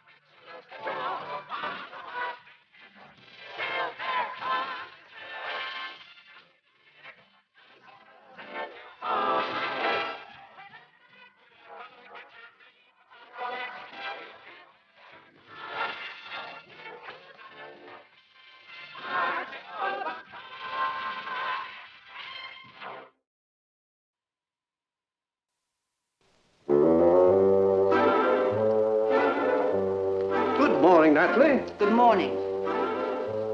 Coffee? Yes, thank you. Cream? No. Sugar? No. Very good coffee, Natalie. If I'd known you were coming, I'd have prepared it differently. Sarcasm does not become you, Natalie. I'm sorry. It's just that when I see a fine newspaper man like Kenneth fired because he used some imagination and went out and got a great story... Kenneth left his assignment without permission. Illegally entered a country in the middle of a revolution, got the paper in trouble with the State Department, and... J.R., why don't you take him back? Tell her, Martin. It's a fixed policy of the Chronicle. When a man has been fired, he's never rehired. That's ridiculous. Natalie, you keep making coffee and I'll keep running my newspaper. Excuse me.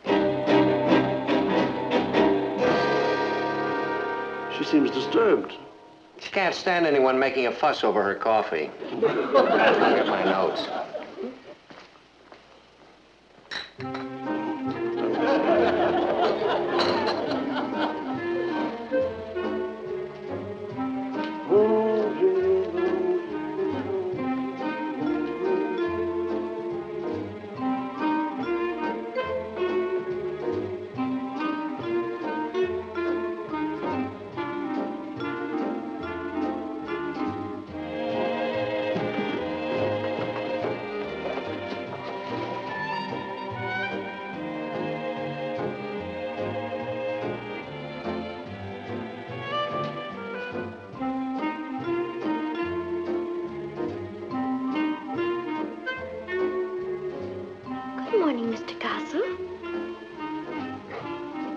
morning, Mr. Castle.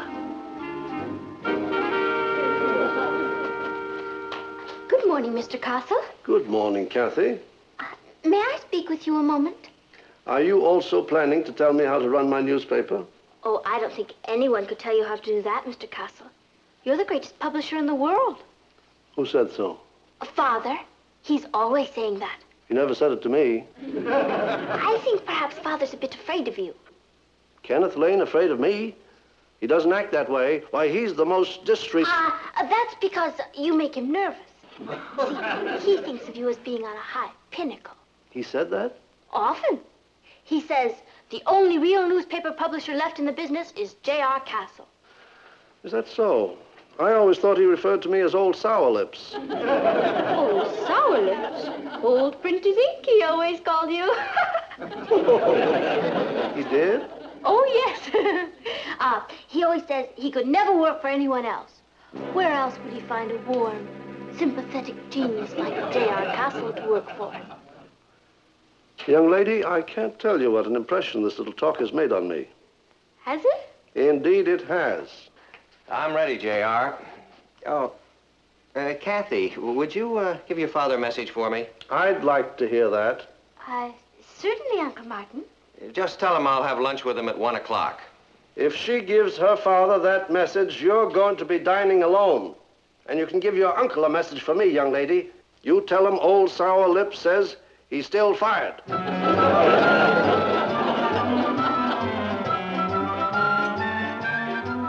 Boy, what a wuzza. What's a wuzza? J.R. Castle. You should have seen the deep freeze he just gave me. You should see the deep freeze he just gave me. And besides, there's nothing we can do about it. About what? About that wuzza. Yes, there is. When someone attacks my cousin Kathy, they're attacking me. Old Sour Lips isn't dealing with kids, you know. Your father's going to do everything he can to see that Uncle Kenneth gets his job back. I have a feeling that isn't enough, Mamo. It's going to take something diabolical. Such as what? I could get all my friends to cancel their subscriptions. That's 3 subscriptions. Don't wreck the newspaper. Your father's still the editor. Why don't you stop worrying about it, Patty? No. There must be a way to get to him. We have to find J.R.'s Achilles heel, that's all. And then? Hey, look at this. Rebel troops seize Kurdistan. General Mazim overthrows dictator. I always knew old Muzzy could do it. He's a good man. I spent a lot of time with him at his headquarters when he was hiding out in the mountains. I really got to know him. Perhaps if you told that to Mr. Castle. What, old Sour Lips? Oh, I don't need him. I can always get a job. A desk job? Oh, what's the matter with that? You always said that a good newspaper man went out where the news was made, and that the hacks stayed in the offices and put captions on history. Did I say that? I was lying. Now, that's all behind me now, Kit Kat. It'll be interesting working at a desk. Will it? Of course. It means that you and I can be together. That part of it would be wonderful. But if you were a foreign correspondent again, we'd be together anyway after I finished school. Now, I want you to stop worrying about it, honey. I mean, I'm going to enjoy settling down. We'll move into an apartment of our own. Maybe we can find a place down in the village.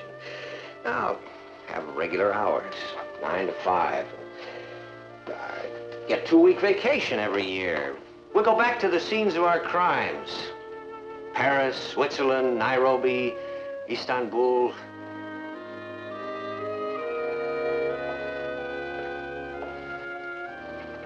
In 2 weeks? It'll work out fine. You'll see. I'll come back for your tray.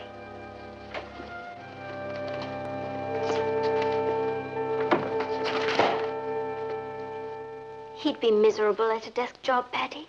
He could go to work as a foreign correspondent on another newspaper. He loves the Chronicle. I think it hurt him very deeply when Mr. Castle fired him. He's very proud. Working for another newspaper isn't going to ease that hurt. Perhaps if I talked to Mr. Castle. You already did. What? I already did. Forget it. Old Castle's got a moat around him. You couldn't shake him loose with a... Yes, you could. Kathy, I know what to do. We fix one little detail, and J.R. has to hire your father back. What's the one little detail?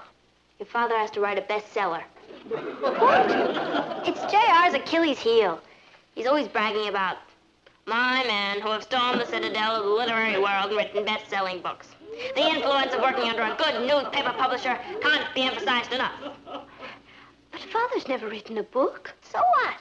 He's the best foreign correspondent in the business, right? Right. He's had all kinds of fantastic adventures, right? Right. Last night he kept us fascinated for hours just telling us of a few of his experiences. All he has to do is put it down on paper. He'll be so famous, J.R. will come crawling to him to get him back. He could write about the time he had breakfast in the kitchen with the Prime Minister. Or about the crap game with the Shah where 20 wives changed hands. Or the time you escaped from the tribe of nomads in Tibet. It could be a great book, Father. Yeah, but I've never written a book, Kit Kat. I'm afraid I know you could do it, Uncle Kenneth. Listen, there's a big difference between being a reporter and sitting down and writing your memoirs. Will you try? Well, I suppose I could try. We've done it again. You can work upstairs. We'll move in a desk for you and some writing tablets and pencils and a typewriter. And we'll be very quiet. I can't believe it. We have a best-selling author in the family.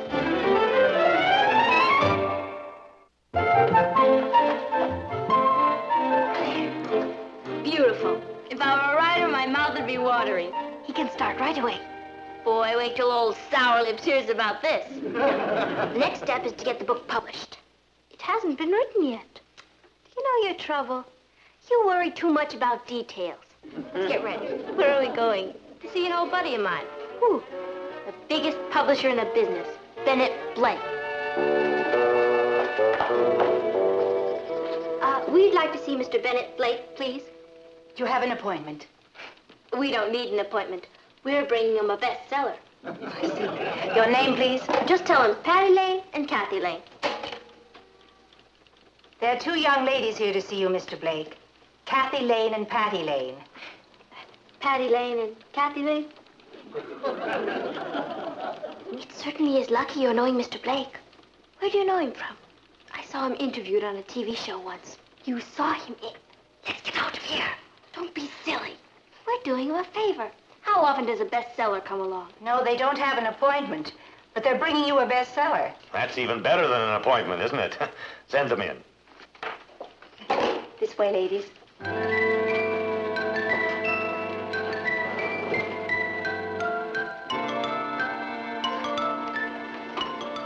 Good morning, ladies.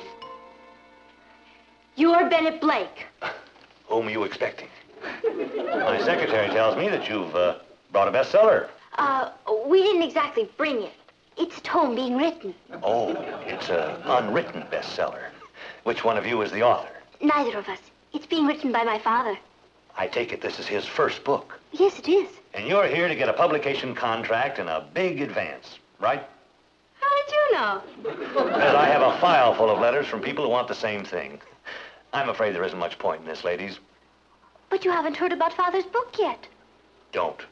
You look like nice girls. Let me give you some advice. There isn't any publisher that'll give an unpublished writer a contract for a book without a complete outline and at least 2 chapters written.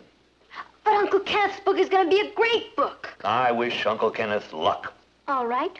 We'll just have to take Foreign Correspondent to another publisher. Do that. Now I'll read it when it comes out. You'll find it on the bestseller list. Foreign Correspondent by Kenneth Lane. Come on, Kathy. Bye. Wait. What did you say? I knew the title would get you. Never mind the title. Are you talking about Kenneth Lane of the Chronicle? Yes. Well, why didn't you say so? You didn't ask us. Do you know Father? Everybody knows your father. I've been after Ken for years to do a book. You have? So he finally made up his mind. Well, I can't tell you how delighted I am. And he couldn't have sent 2 lovelier emissaries. He didn't exactly send... Rosalie, have a contract drawn up. Yes. Non-fiction. Title, Foreign Correspondent. Author, Kenneth Lane. Maximum advance. Yes. Delivery, 3 months. I don't know if... Sure, that'll be plenty of time. 3 months, yes.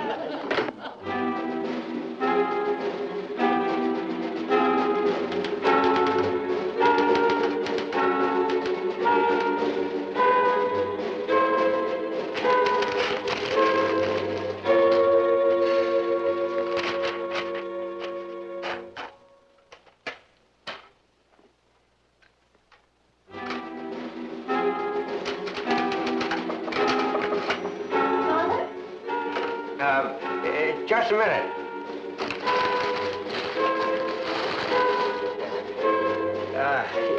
Come on in, honey. How's it going? Oh, fine. You know, it's always takes a little time for these things to get rolling. I'm eager to read it. It's wonderful the way you've locked yourself in here. You've been working constantly. I'll bet you have a lot written. Kathy, you remember I said I didn't think I could write this book? And you were wrong, weren't you? Patty and I have a surprise for you. We got you a contract for your book with Bennett Blake. You didn't. Yes, we did. He was thrilled. I have a little surprise for you. When the contract comes, you can put it right in there.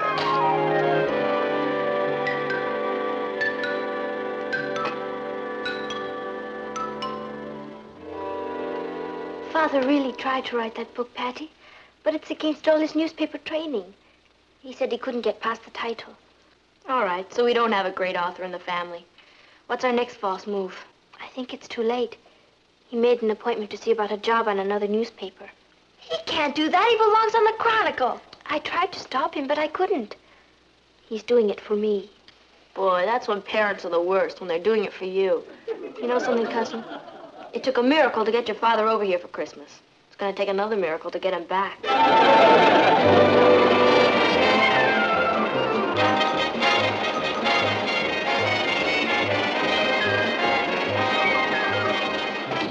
Martin.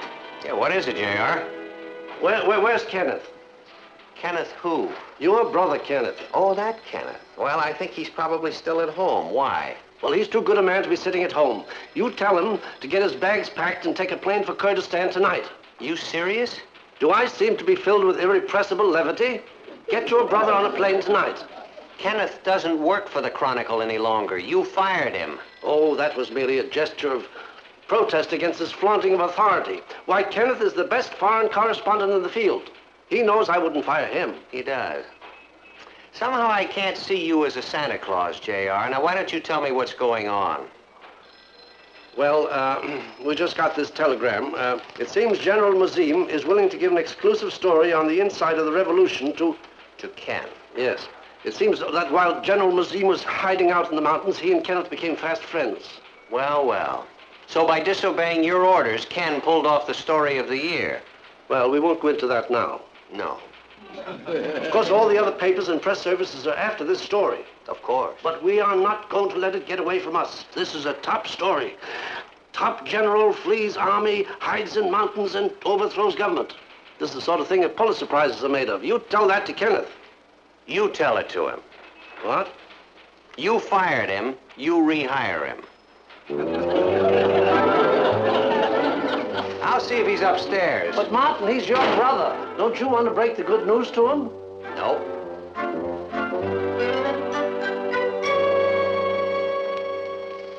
Hello, Mr. Castle. Hello, Patty. No, I'm Kathy. I'm too wise a fox to be caught twice in the same trap. I've come to see your uncle. Isn't he at the newspaper office? What would he be doing at the newspaper office?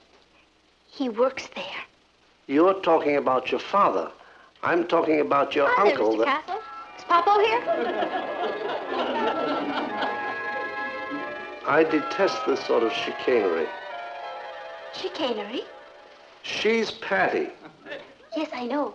I told you.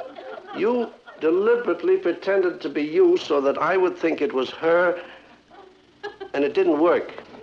Hello, J.R. Martin said you wanted to see me. Kenneth, old boy, good to see you. You've been quite a stranger. I mean to say your paid vacation has done you the world of good. He looks fit, doesn't he, Martin? Oh, yes, fit. What paid vacation? Tell him, Martin. J.R. is trying to ask you to come back to the Chronicle, Ken. Oh, Father. I knew he could do it. Well, I appreciate that, Johnny, but I've decided to take another job. That's ridiculous. What sort of job? It's a job on a city desk. That way I can be with Kathy. Kathy and I have been working our heads off to get you back to Europe. What? It's true. That's why we wanted you to write that book. You belong over there, Father, doing what you do best.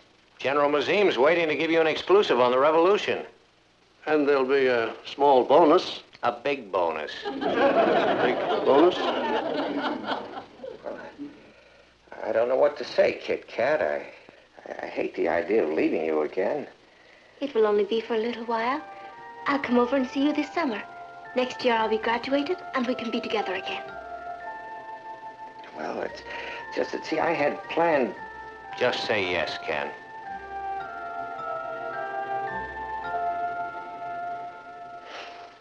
All right. Cable the General not to talk to anyone till I get over there. Oh, thank you, Kenneth. Good man. Natalie? If it won't affect my husband's job, I would prefer not to speak with you. Natalie? I mean it. I think he's treated Kenneth shamefully. Kenneth should be back working for the Chronicle. Aunt Natalie? And you've overlooked something. He knows General Mazim. He could get a great story on the revolution. Natalie? No, leave her alone. I think Natalie has a point here. Natalie, why don't you and I go out in the kitchen and drink a cup of your great coffee while Kenneth packs his bag?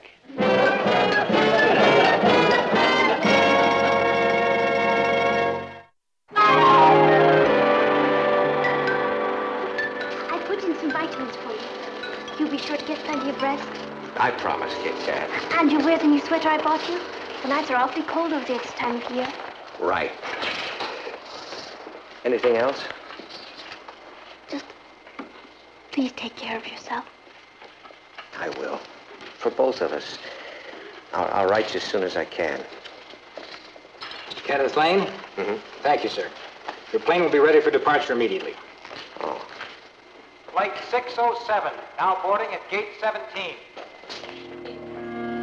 That's you, Ken. Don't worry, Uncle Kenneth. We'll take good care of her for you. Oh, I know you will. If you get a chance, I wish you'd take another crack at that book, Uncle Kenneth. Oh, that's not for me, honey. Well, Happy New Year, Martin. Will passengers on flight 607 please board now? Happy New Year, honey. Fly the plane well, Dad.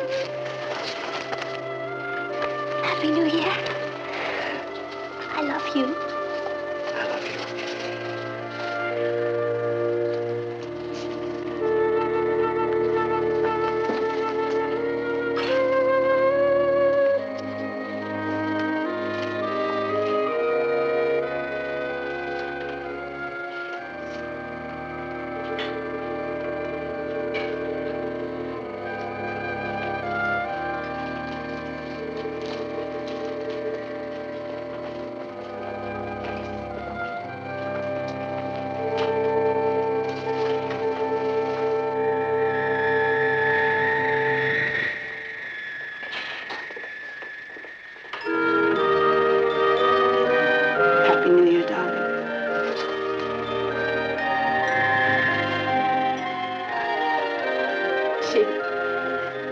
We made it through another one.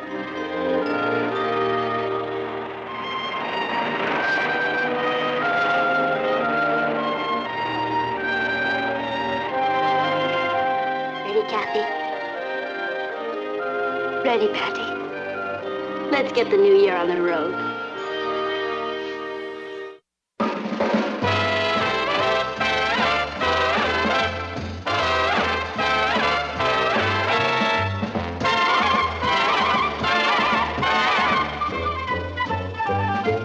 Here's Kathy, who's lived most everywhere, from Zanzibar to Berkeley Square. But Patty's only seen the sights a girl can see from Brooklyn Heights.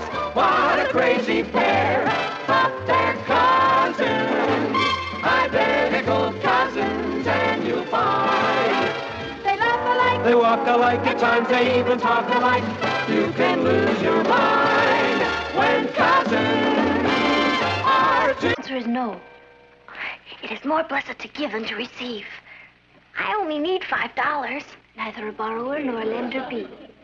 $5 is a lot of money, Patty. It's Mom's birthday Saturday, and I haven't got a dime. You know how the family is about us buying birthday presents with our own money. Why did you spend the money on that sweater? I never could resist bulky knits. Sorry.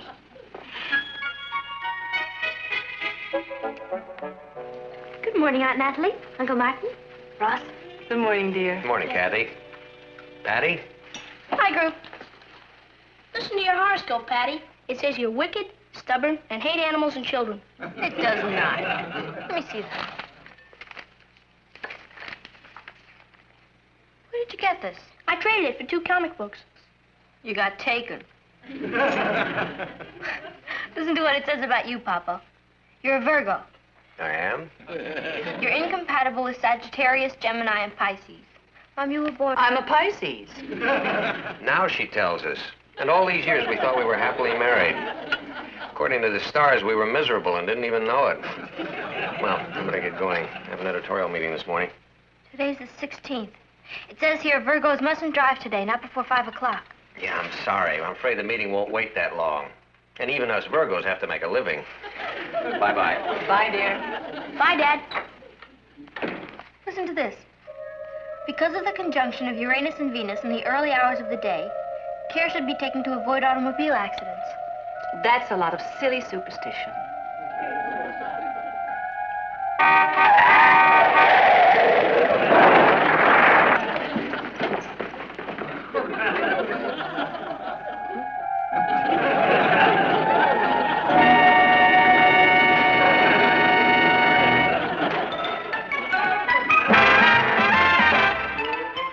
Meet Kathy, who's lived most everywhere, from Zanzibar to Berkeley Square. But Patty's only seen the sights a girl can see from Brooklyn Heights. What a crazy pair, but they're cousins, identical cousins all the way. One pair of matching bouquets, different as night and day. Where Kathy adores a minuet, the ballet russe, and crepe Suzette. Our Patty loves to rock and roll, a hot dog makes her lose control. What a wild duet, still they're cousins, identical cousins, and you find they laugh alike, they walk alike, at times they even talk alike. You can lose your mind when cousins are 2 of a kind.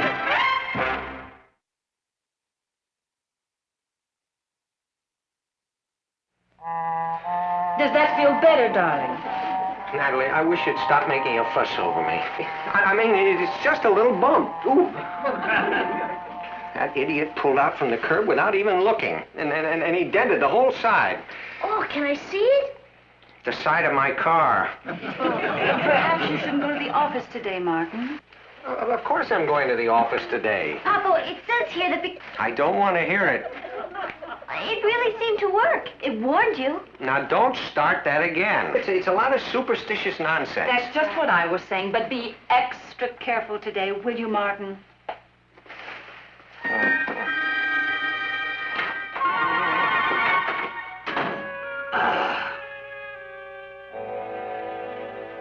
Wouldn't it be wild if this really worked?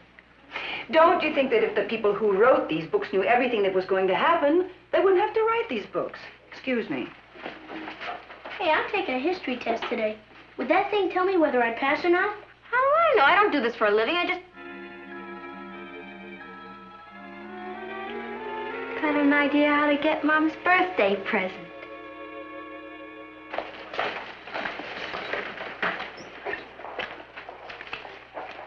You're not really serious about this, are you, Patty? Of course I am. Everybody's interested in astrology. There's a fortune in fortune-telling. But you're not a fortune teller. I am with the help of this book. And who's going to pay you for a reading? I'll show you, cousin. Here's my first customer. Susan? When do we go to her birthday party? November. Right, November 3rd. She's a Scorpio. Boy, is she in trouble. Hi, Patty. Hi, Kathy. Are things better between you and Alan? Has he been talking to you? That rat. And they say girls can't keep a secret. He hasn't talked to me. I haven't seen him in a week. And then who told you? How you feeling? How'd you know I had a sore throat? Mercury is very strongly chart this month. You have to watch your health. By the way, why don't you wear your new dress tomorrow? You're gonna meet a dreamboat. I am? Well, how do you know? Sorry, I have to go now. Hey, wait a minute. If you want a reading, I'm available every day, 4 to 6, 25 cents. Bye. Hey, what's with her? I'm not sure, but I think she's planning to replace Nostradamus.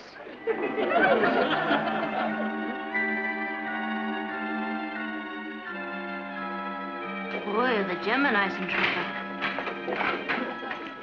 What are you doing? Playing polo. Where'd you get all these books and charts? From the library. Do you know? I memorized the whole zodiac chart. I need some advice. From your sister or from the stars? From the stars. That'll cost you 25 cents. Boy, you fortune tellers are murder. Okay. What's the problem? Well, I'm going out for Little League Baseball. There are only 2 positions left open, pitcher and catcher. I was going out for pitcher, but Scotty Sheldon's going out for that. He's pretty tough competition. So you're asking the stars if you should try for pitcher or catcher. All right. You're Taurus. Taurus? The book.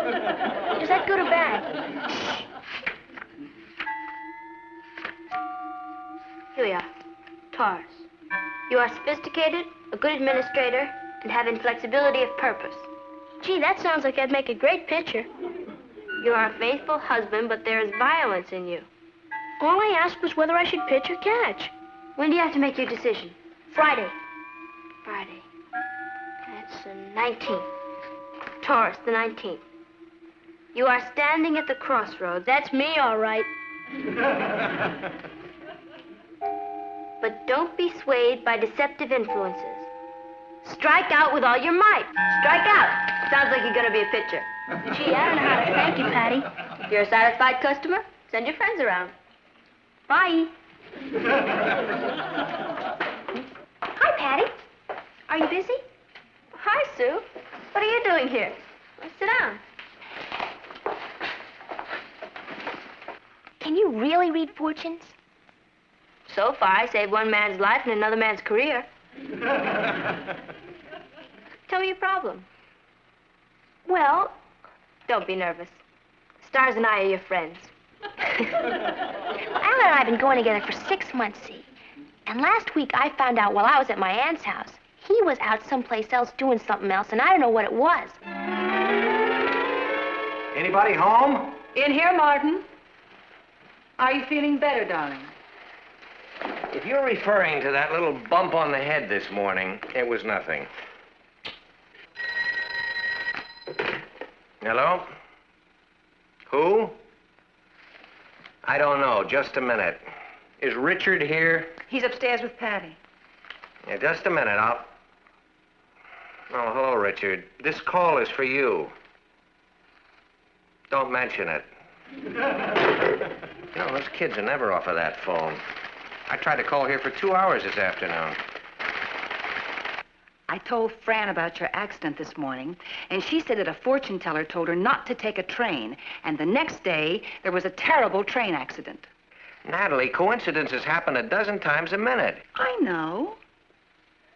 Still, was odd. Boy, you sure are lucky to have a daughter like Patty. With her advising you, nothing can go wrong. Well, gotta go. Richard, just a minute. Did Patty read your horoscope? Did she? She's incredible. She told me an aunt of mine from the north would be coming to visit me to give me some money. And you really believe it? Well, Richard, Does it seem even remotely logical to you that dead pieces of matter floating around in space millions of light years away from the Earth could possibly have any effect on your daily activities? Well, Use your common sense, boy. Now listen, if what Patty told you was true, that would mean that all the thousands of people who were born at the same time as you would now be rushing home because a rich aunt from the North was coming down to bring them some money. Well... Now, doesn't that seem ridiculous? Certainly sounds ridiculous. Well, gotta run. Mom just called to say that my rich aunt just got in from Canada, and she wants to see me right away. Bye.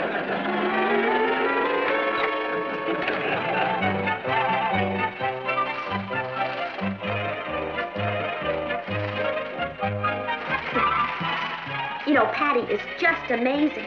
This is my third reading. She told me I was going to meet this dreamboat, and I did. Well, now I stopped seeing Alan. I was going to be a nurse, but not anymore. My stars say I'm going to be a model. You can go in now. Did she tell you anything? She just changed my whole life. What'd you say? Well, you know how everyone laughs at me because I'm so clumsy and I'm always dropping things? Yeah. Patty says I'm going to be a brain surgeon.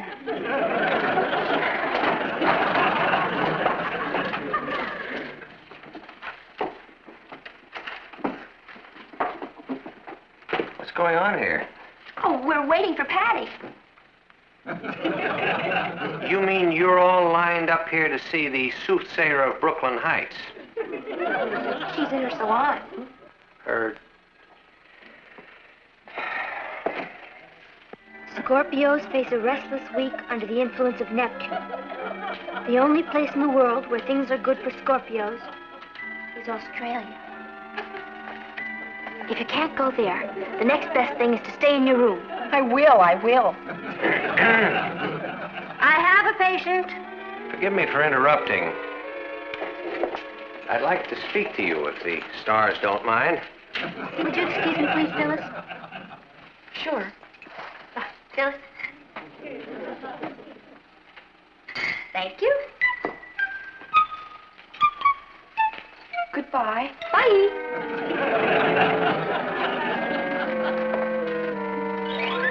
Patty, are you taking money for this? Why not? I'm getting paid for a service. Well, I'll tell you why not. In the first place, there happens to be a law against fortune-telling. I'm not telling fortunes. I'm reading charts. The term fortune-telling includes reading charts, reading palms, phrenology. What's that? Phrenology is the art of telling fortunes by feeling the bumps on people's heads. That's ridiculous. Look, Papa, I studied all these books and charts. I know what influences people's lives. But, Patty, there is nothing to this stuff. You're always telling me you want me to think for myself. Are you telling me now that because you don't believe in astrology, I can't believe in it? Well, I didn't say exactly that. I mean, I want you to find out things for yourself. Then I can go on giving readings? Well, all right. If these kids are silly enough to listen to you, I suppose it serves them right. But you are not to charge them anymore. Oh, but... And that's final.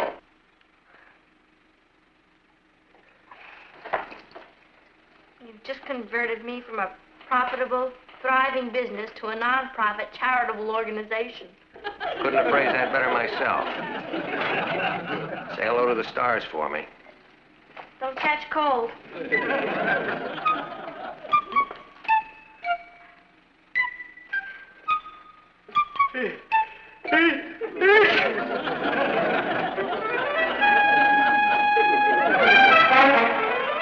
Done it again.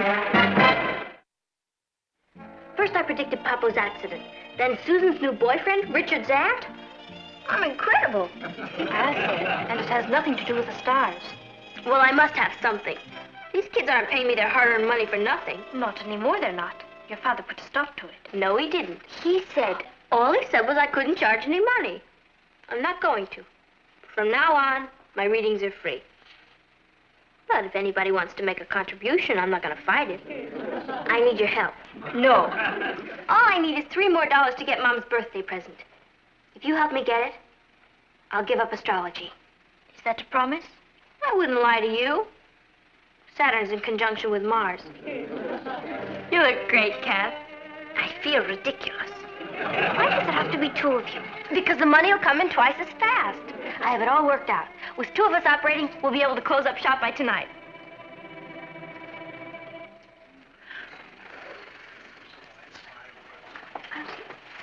Next, this way, please. Enter and be seated. Next, could you step this way, please? Oh, hi, Patty. I thought you were in the other room. Hi, Sue. Sit down.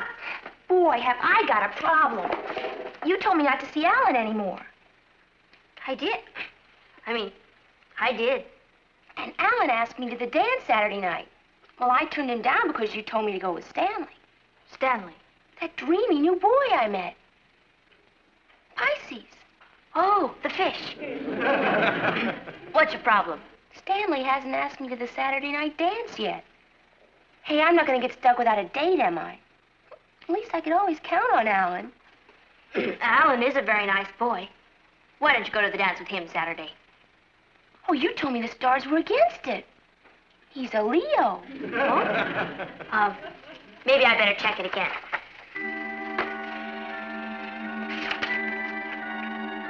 Here. According to your chart, the letter A is very lucky for you this week. And Alan is a very nice boy. Oh, then it's all right if I accept the date with him? I would if I were in your shoes. In your stars. Oh, hey, thanks, Patty. I've been going with Alan for 6 months, and, well, I like him very much. I'm glad we're not ill-fated or anything. Well, now, I know you don't charge anything, but here's my voluntary contribution given of my own free will. Bye-bye. Come back anytime. And remember, you'll start to lose the sun-moon opposition next week, and then you can swing out. Oh, you're in here. Oh, hi, Suzo. Sit down. Listen, I forgot to ask you. What do I tell Stanley? What do you tell Stanley about what? Oh, I mean, do I just tell him I'm going to the dance with Alan? You can't go to the dance with Alan. He's a Leo. But you just told me to go to the dance with Alan. Oh, why would I tell you a thing like that? Because his name begins with A. What does that got to do with it? His name begins with A. That's right. Sometimes that can make a difference. You better let me check it again. Here we go with Leo. Leo. Here. Oh, it's all right. It's all right. A is good for Saturday. Oh, but S is better. You better go with Stanley. Is that definite? Absolutely. It's written in the stars. But Stanley hasn't asked me yet. Don't worry, he will. Pisces moves very slowly, but wow. Enjoy the dance Saturday. Thanks, Patty.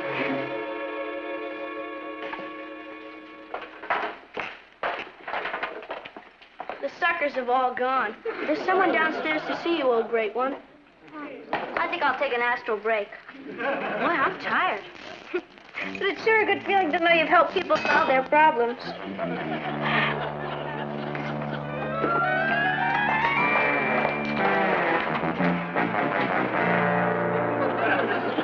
Hi there. Hello.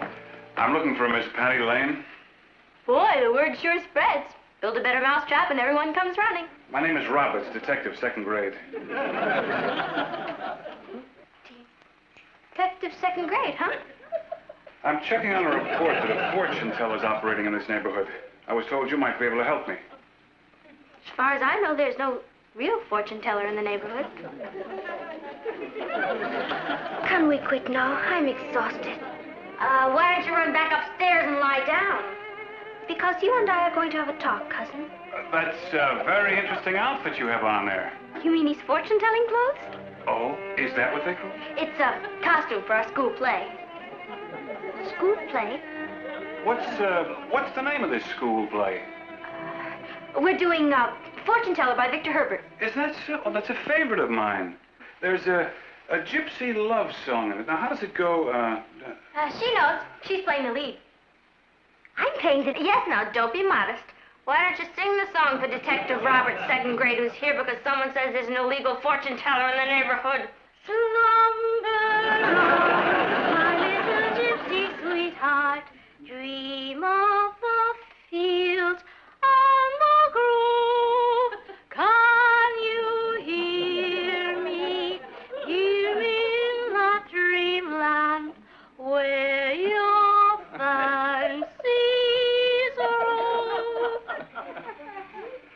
That's very nice, very nice.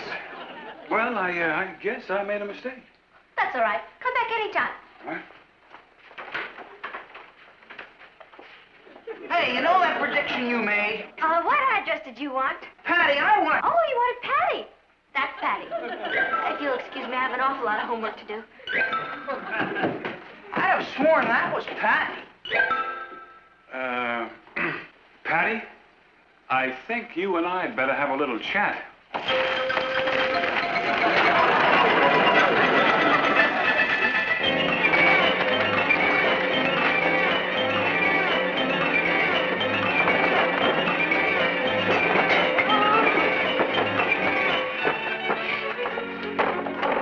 Do you mind if I take a look at your room? It's an awful mess. I know. You've been rehearsing all afternoon. All right.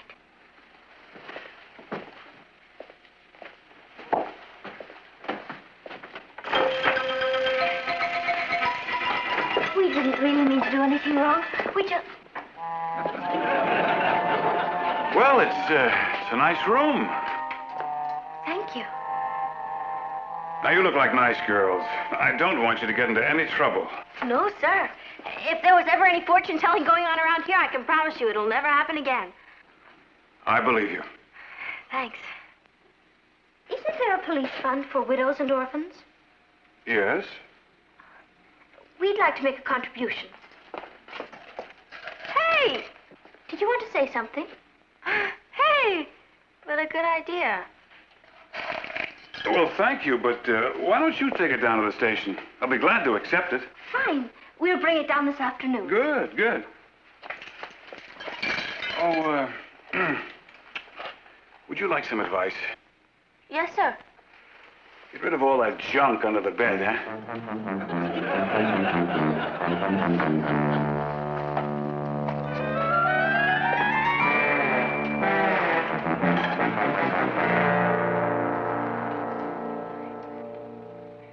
I hope you didn't mind about the money.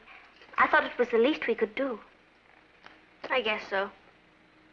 Boy, that was a close call. Never again.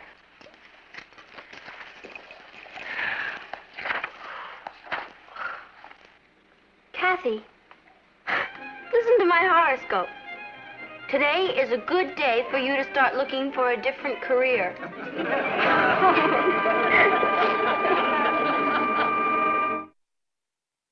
Tomorrow is your mother's birthday, you know. Yeah, I know. Kathy told me why you were holding those astrology readings. Boy, she has a big mouth. So, I was just thinking if you'd like an advance on your allowance, why, the stores are still open. Do you mean that? Yeah. Thanks, Papa. Couldn't help myself. It was written in the stars.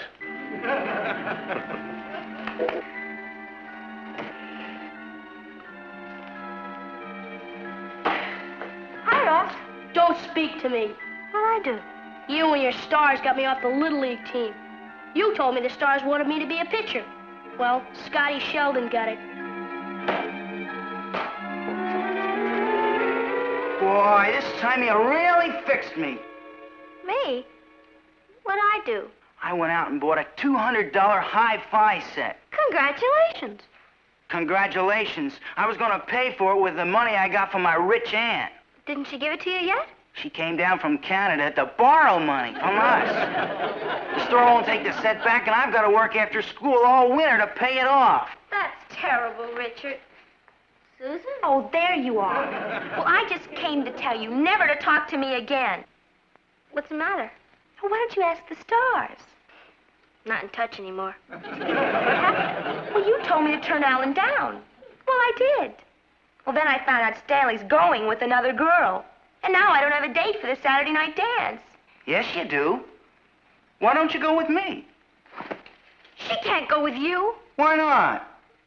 Because Aquarius and Gemini don't mix. Oh, they don't, huh? Well, just watch.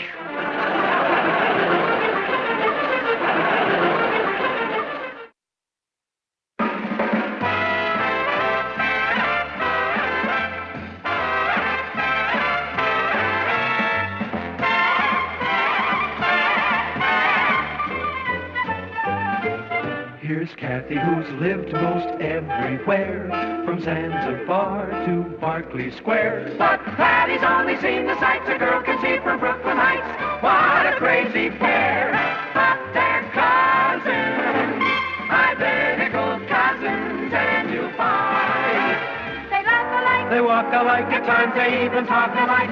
You can lose your mind when cousins. I'd like to do. You'd like to erupt? Break out. Seems like it's been miserable out forever. Why don't you read a book? I've read a book. Read one, you've read them all. What are you making? A shift. I could have been a great dress designer, but I flunked sewing. Could never thread a needle. Why they use nervous needles? What's that for? I'm going to trace the design of the cap and see how it will look on the front. And tell you how it'll look. Ghastly. Why don't we go see a movie? Because I want to finish this. What are you going to call it? Catnip? Patty, why don't you go call Richard? I know when I'm not wanted. See you later, cuz.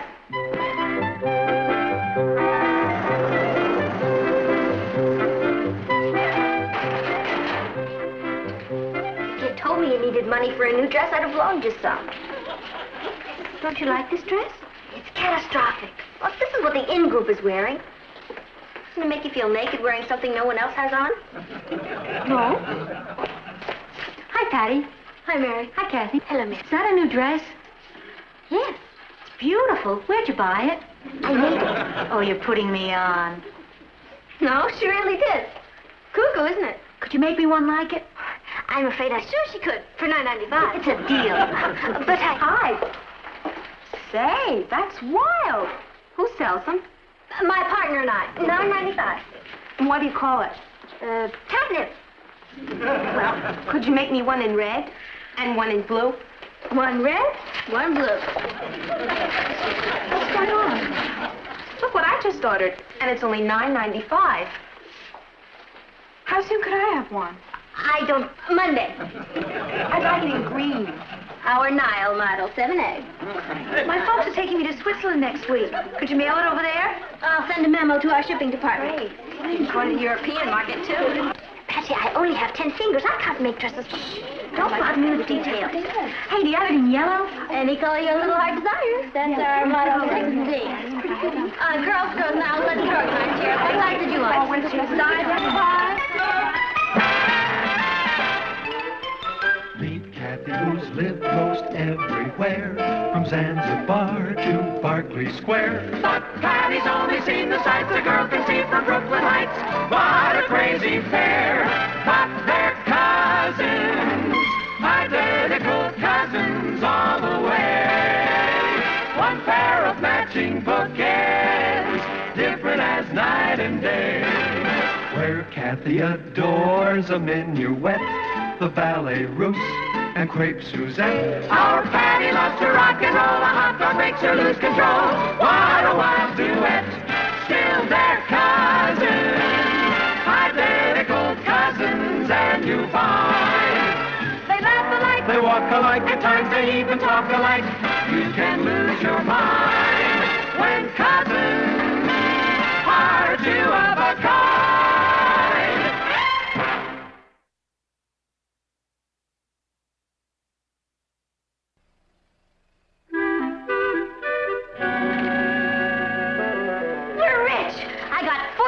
Orders, and that's just the first day. Partner, it's also the last day. Partner. No wonder you're nervous. A sensitive artist like you on the brink of greatness. Stick to me, and you'll become a dynasty. Stick to you, and I'll become a one-woman sweatshop. Do you know what you're doing? It took me 3 days to make this dress. That means it would take me 129 days to fill those orders that you promised for Monday. Will you calm down and let me explain? Explain what? You don't have any material, you don't have any sewing machines, and you don't have me. You're a creative genius, I'm a business genius. Together, we're gonna build an empire. Based on one little dress? Do you have any idea how many people built careers on just one little thing? Fulton invented one little steamboat. Whitney invented one little cotton gin. The Wright brothers... Patty, you don't know anything about the dress business. I can learn. Papa always says, when you need to know something, go to an expert. There are lots of good designers in this country. Hey, there's a beautiful dress. It's lovely. Gregory Madison. Who's he? One of the most famous designers in the world. That's our man. What are you talking about? You'll see. Operator, I'd like to send a telegram. Tom. This just came from the Worldwide Dress Company, Mr. Madison. Worldwide? Never heard of them. Must be a new firm. Well, their president and vice president will be in town this afternoon at 4 o'clock. They'd like a meeting with you to discuss a matter of mutual financial interest. Sounds impressive, huh? You better see the bar is stocked and get plenty of good cigars. Yes, Mr. Madison.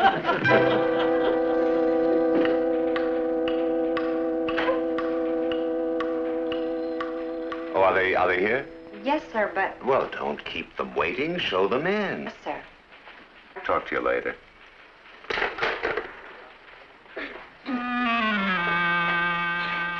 I'm Patty Lane, president of the Worldwide Dress Company. This is my vice president, Kathy Lane. You're the... and you're the... I'm Greg Madison.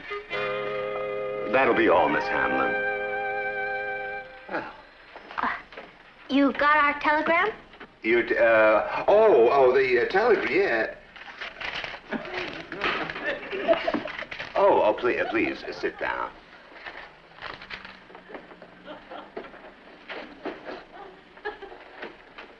Oh, well, would you care for a drink? Glass of milk? No, thank you. Well, what can I do for you?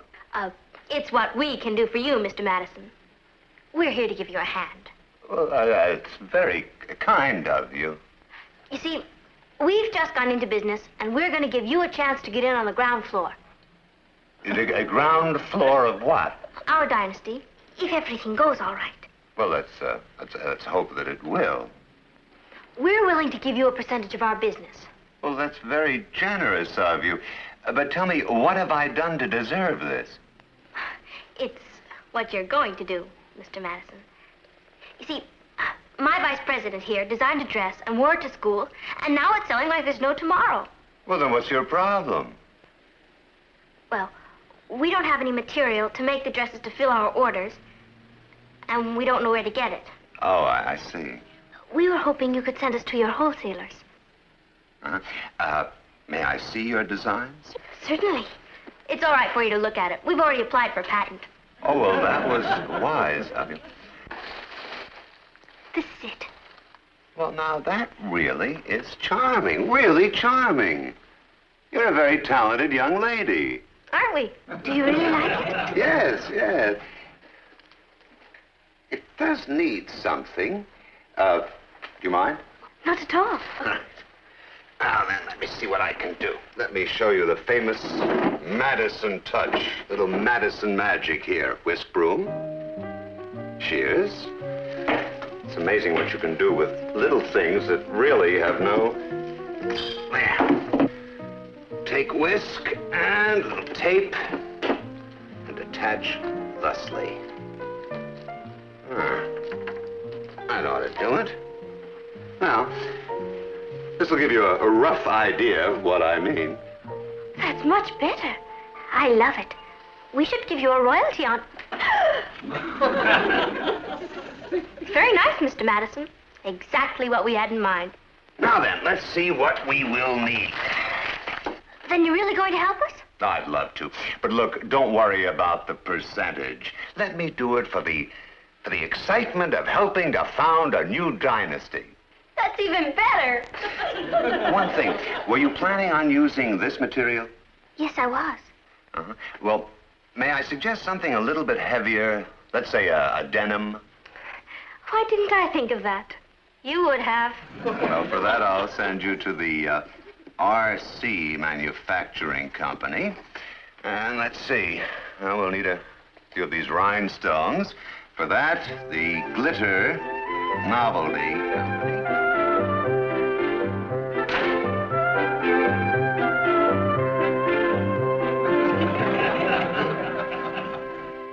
Hi, dear. Hello, darling. Ross? Hi, Dad. You look tired. How was your day? A brute? Did you see any juicy killings or gang holdups? I'm the managing editor of a newspaper, not one of the untouchables. There was a sign out there in the hall, WWDC. Patty put it up. It means... Don't tell me. Let me guess. Women's white dresses cleaned. Why worry desperate centipedes? Worldwide Dress Company. There's an executive meeting going on in your study. Behind those closed doors are the president, vice president, and board of directors. In my study? Patty's the president. She's going into business. She's gonna be a typhoon. No, dear. A typhoon is a big wind. That's close enough. I think it'll be very good for her, darling. It'll give her a sense of responsibility. Now, you and Craig make the deals and handle the business end of it. We'll sell the dresses for $10. Labor and material come to $6. That means we make $4 on every dress. For every 100 dresses we sell, we make $400. And for every 1,000 dresses we sell, we'll make $4,000. And every 10,000 dresses we sell, we'll make $40,000. We're rich! Now, all the department stores have teenage shops. They'll be glad to do business with us. Patty, it takes money to go into business. No, it doesn't. My new silent partner gave me a letter to his wholesalers. We can get everything we need on credit. What's the first step? You mean, what's the first step? What kind of a question is that? It's obvious. Wait. What's our first step? Well, you can't start manufacturing until you know how many orders you have to fill. The first thing you do is get your orders, buy the material, hire labor, and make the amount of dresses you sold. See? I told you it was obvious. I know who our first customer is going to be. Stan Brook Department Store. Kathy, how long will it take you to make 10 more of those dresses? Me? You said we were going to set up a factory. Well, that comes later. I need 10 of those dresses right away. How's it going? All right. Gee, I wish I had your talent. See you later. Well, they're racing right along, aren't they? Yes, aren't they? I'll stick with it. Zip, zip, zip. Good old American know-how. I'd give anything if I could do that. Come on, see you after the movie.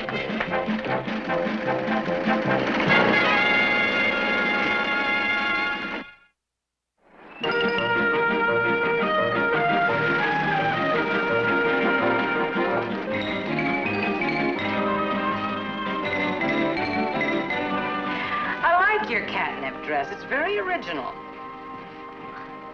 Our sales department is swamped with orders, but we'd like to help you out as much as we can. I don't know if we could commit ourselves to an order from a firm that's had no manufacturing experience. Call Gregory Madison. Gregory Madison? He's sort of our silent partner. We already have 70 orders from our school alone.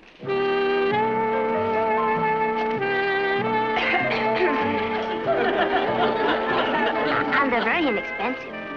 We can supply them to you for only $9.95. All right. Call off your clack. I'm convinced. If you can guarantee delivery, I'll give you an order for one. One? Frankly, Miss Mason, with a product as outstanding as ours, we had hoped for a little larger order. We don't like to plunge on any item till we've had a chance to test it. How soon could we expect delivery? Would 6 o'clock be all right? Well, we're not in that much of a hurry. Let's make the delivery date Friday, and I'll increase the order to 2 on a consignment basis. But that will be fine, Miss Mason. Thank you. All right. That's Friday, the 17th, on consignment. 2 gross. There you are. Thanks a lot. Did she say 2 gross? That's what she said. Do you know how many dresses that is? How many dresses is it? 288 dresses. And you promised them by Friday. That's only 3 days away. We've got to cancel that order. Oh, we can't do that. We'll be out of business before we begin. What are we going to do? Use good old American know-how. RC Manufacturing Company? This is Patty Lane, president of the Worldwide Dress Company. Yes.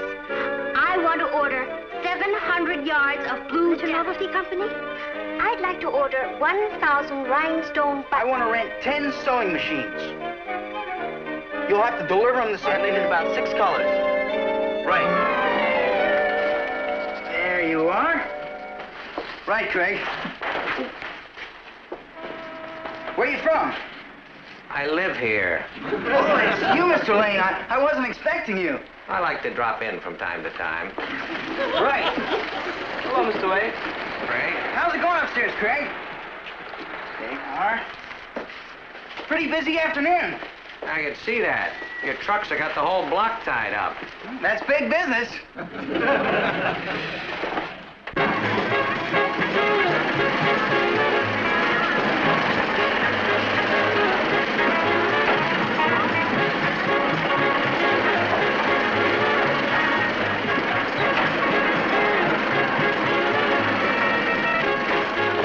There. Try it now. Thanks, Chief. Oh, Chief. Could I see you for a minute? Kathy. And, Madam President, if you don't mind.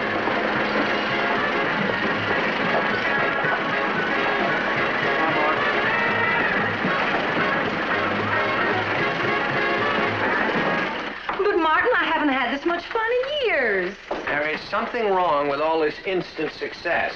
Why?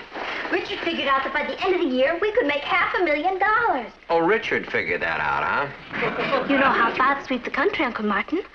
Why, they're like tidal waves. Well, it's a funny thing about tidal waves. They go out, too.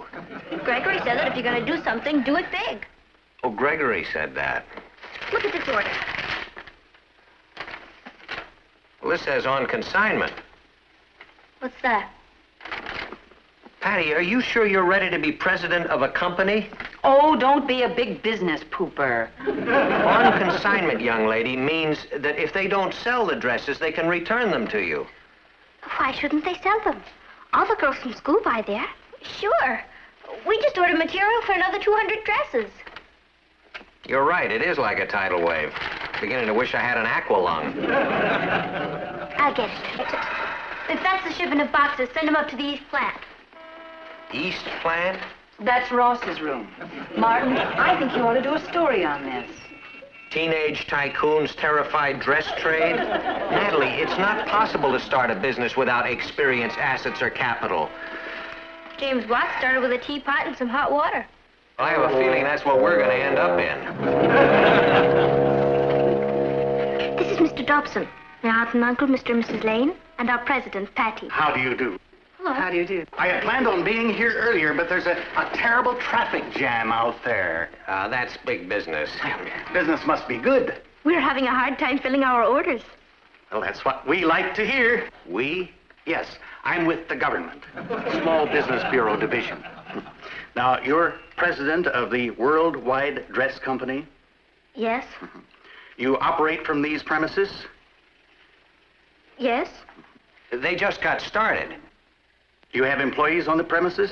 Yes, there are 12 of them. Well, that's a good round number. You two went into business for yourselves, huh? That's right. They're all on their own. Well, not entirely on their own. We wouldn't want them to feel neglected. They have a partner. A partner? Uncle Sam.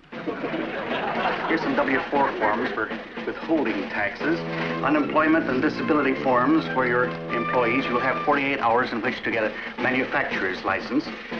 You'll need a safety inspector's seal for the premises and a waiver to rezone this house for manufacturing.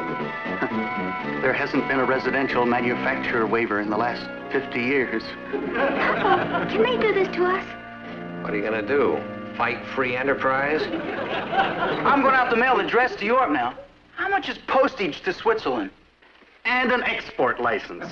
For one dress? Some of our other departments will be calling on you this afternoon. I have a feeling that you're going to be keeping us pretty busy. Well, good luck with your business.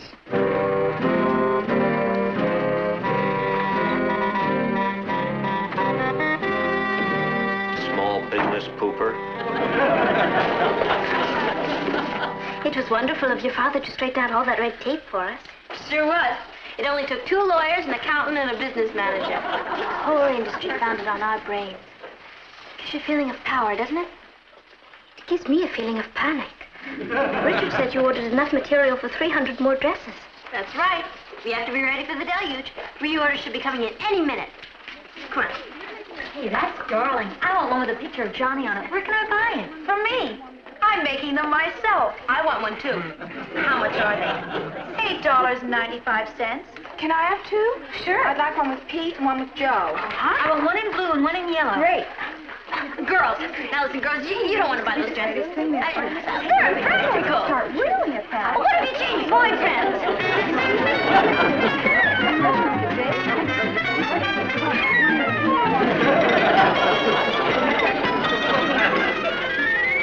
Well, you gotta hand it to these kids.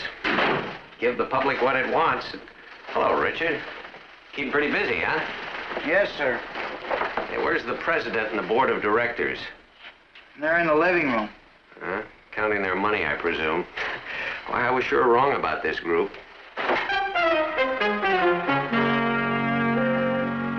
Well, this is a grim-looking gathering. That just proves that money doesn't bring happiness.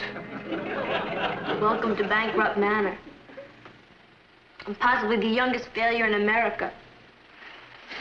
Bankrupt Manor? What are you talking about? We got drowned in the tidal wave. But I saw a lot of trucks out there. They were making deliveries. They were returning dresses. We've been deconsigned. What happened? Someone came up with a newer idea. Yeah, you know how fickle teenagers are. What about all that material you had stockpiled? We went to Mr. Madison about that. He was wonderful. He took it all off our hands. He couldn't do anything about the finished dresses. They're a little out of his line. Boy, I really washed out. I'm sorry. It's as much my fault as it is yours. Well, here are the figures.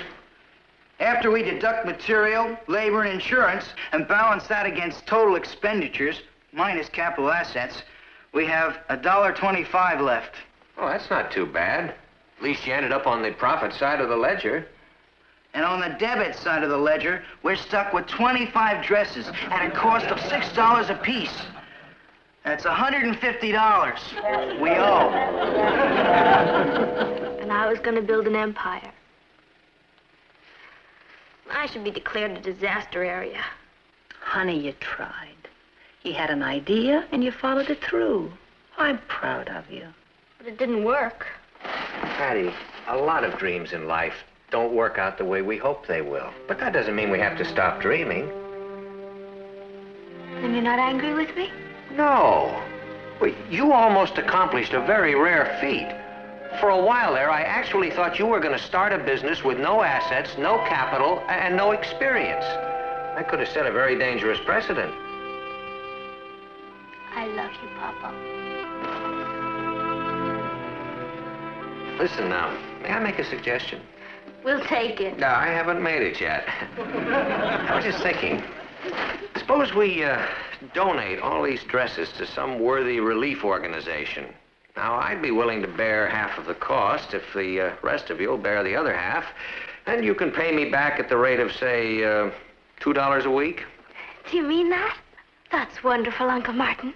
Good. Then it's all settled. May I make a suggestion? Go ahead. Let's go spend the assets on some ice cream sodas. All in favor? Aye.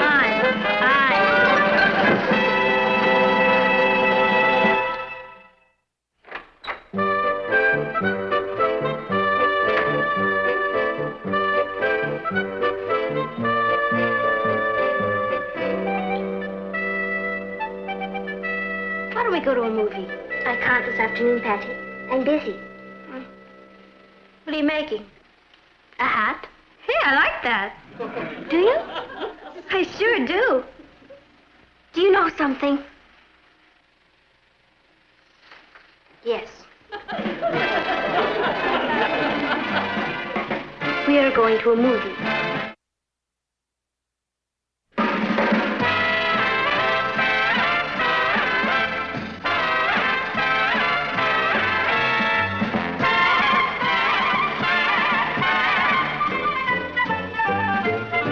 here's Kathy, who's lived most everywhere, from Zanzibar to Berkeley Square. But Patty's only seen the sights a girl can see from Brooklyn Heights. What a crazy pair, but they're cousins, identical cousins, and you'll find they laugh alike, they walk alike, at times they even talk alike.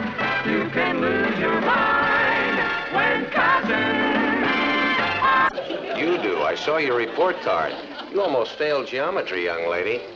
I think it's about time you learned a triangle is not necessarily a situation involving two men and a girl. Geometry's a big fat drag.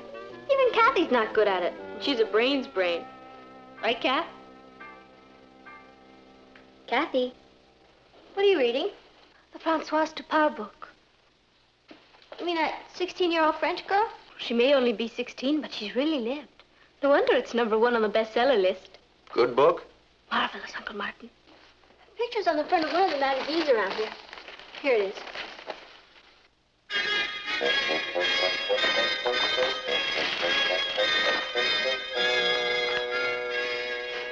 Imagine that. Only 16 years old and she's the toast of Paris. It says here, she's a symbol of teenage freedom over there. All the kids are copying her hairstyles. They even named a street after her. No wonder.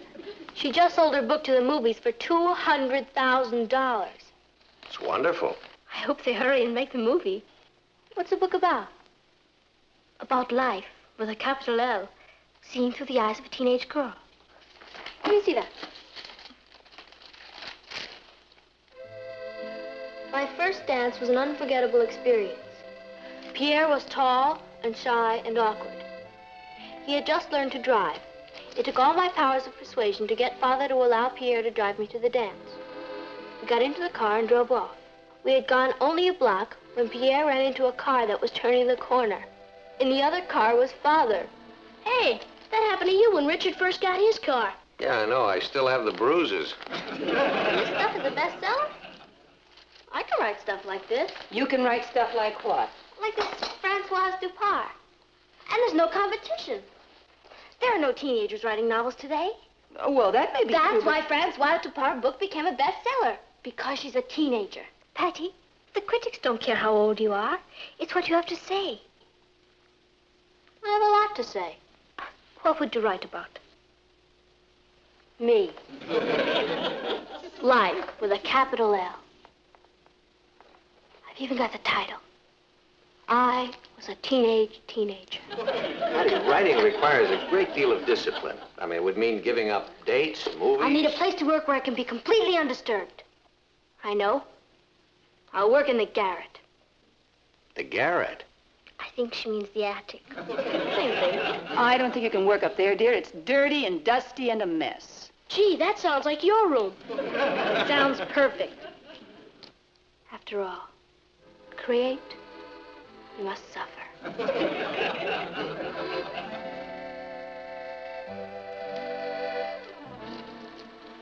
Françoise, move over.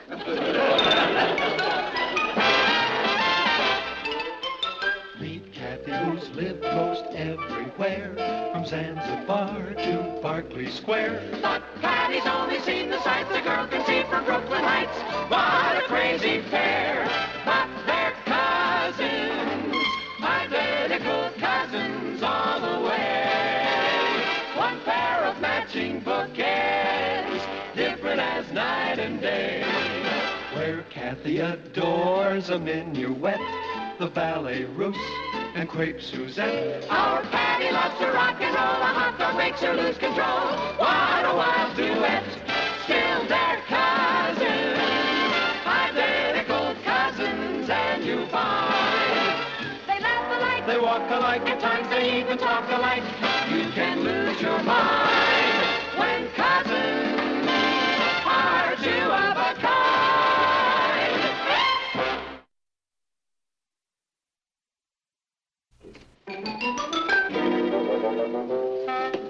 Are you sure you want to work up here, Patty? It's going to be awfully uncomfortable. William Shakespeare never complained. Alfred and I are going to the movies tonight. Wouldn't you like to join us? Sorry, Kath. When the creative juices flow, you gotta let them go. You're sure you'll be all right up here? Louisa May Alcott never complained. Everything I want is right here. If there's anything I can do to help, Patty. Nothing, thank you. Creation is the bird of loneliness. Good luck. It has nothing to do with luck. It's pure talent.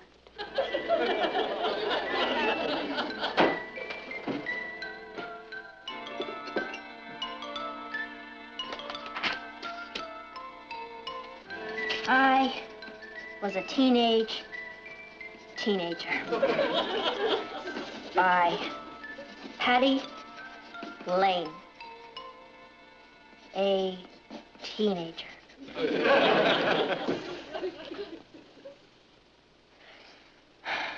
Early one morning,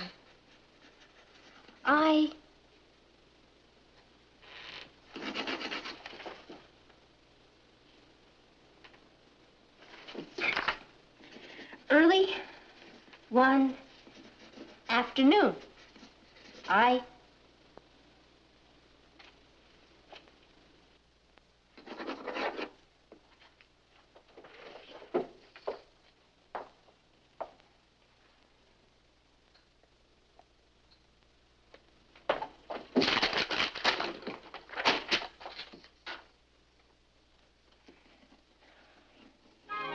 early one night.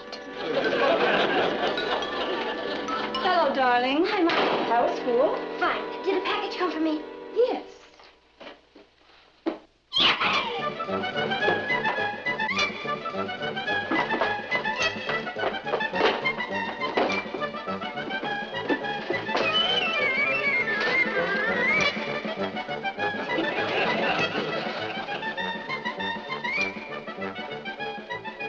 It's me. Jenny, I thought of you while I was driving here. Did you, Bernardo? What made you think of me?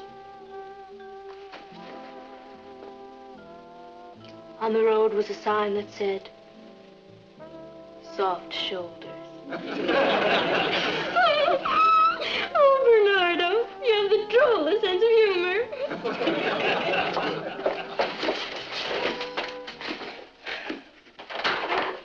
Hello, Richard.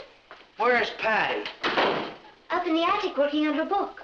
Do you know I've been waiting an hour for her at the bowling alley? That's the third date she's broken in a row. She probably forgot about it. That's a fine excuse. Well, she's gonna have to choose. It's either her career or me. Did you say she was up in the attic?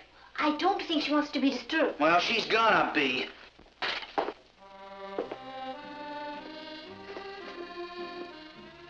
Another reason the road reminded me of you, Jenny. You have dangerous curves. Jenny gives a peal of laughter. What are you laughing at? Bernardo just said something funny. Well, where is he? He's in my book. He has the most marvelous sense of humor. When are you gonna finish that, Patty? I've been out bowling by myself and you've been up here laughing by yourself. Well, it doesn't make sense. It will make sense when my book is finished. I'm going to do for the American teenager what Francoise did for the French teenager. Well, what did she do for them? She liberated them. She made the world look at them in a new light. Well, how long's this liberation gonna take? Well, modest. You don't write a bestseller overnight. It might take me another week. Here's your dinner, Patty. What's the matter? Didn't Louisa May Alcott eat? What happened?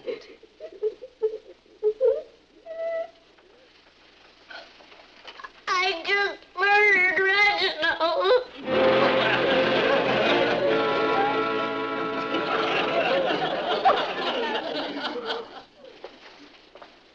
Hey, Patty, it's 12 o'clock.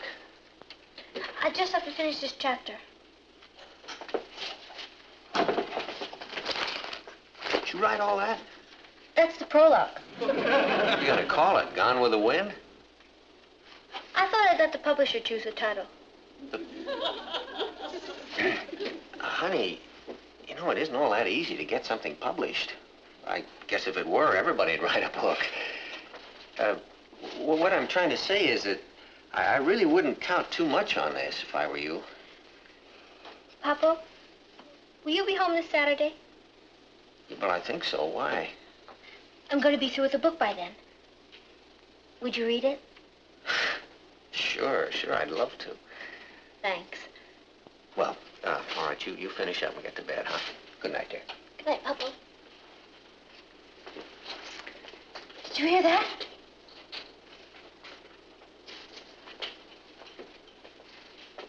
Did I hear what? Stampede. Stampede. It started, Bernardo.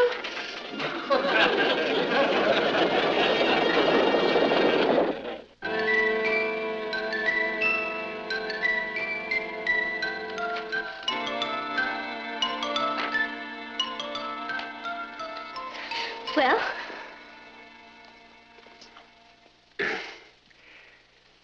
Patty, you know that I love you very much, don't you? You hated it.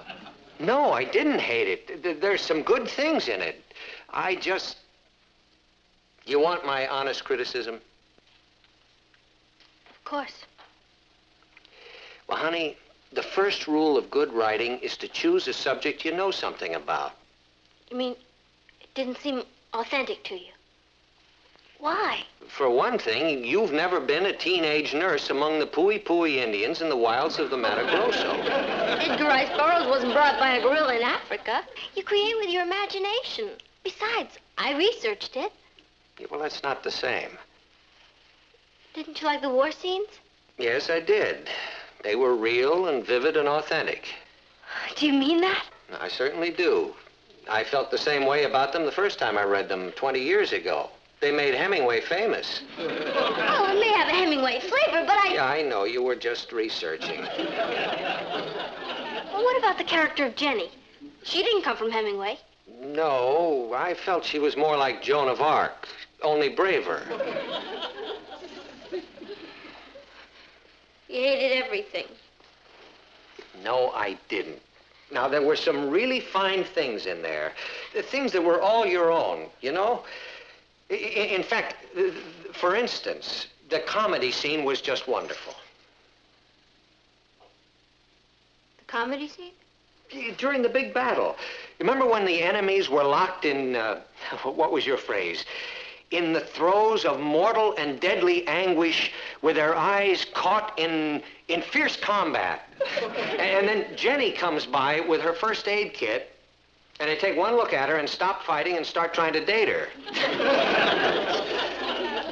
That wasn't a comedy scene. I see. No, but it's to show it to you. Oh, now, Patty, please, I'm sorry for taking up your valuable time. What happened? Oh, it was a disaster. Was the book that bad? It was a combination of Hemingway, Salinger, and Superman, only ungrammatical. Well, it's easy for everybody to sit back and criticize. But I'll tell you this. There's going to be a lot of crow eating around here when my book gets published. Publishers. Repeat. Publishers. Publishers. Here we are. You're not going to send it to a publisher. What did you think I was going to do with it?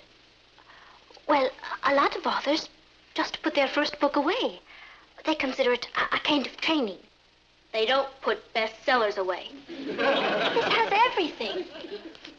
Love, war, poverty, death, cooking recipes. I mean, you never read a book before where they actually gave you a cooking recipe right in the middle of a chapter, did you? No? Do you know what the bestsellers are? Cookbooks. And I've thrown it in for nothing. 6 of Mama's best recipes. Just wait. I'll show all of you.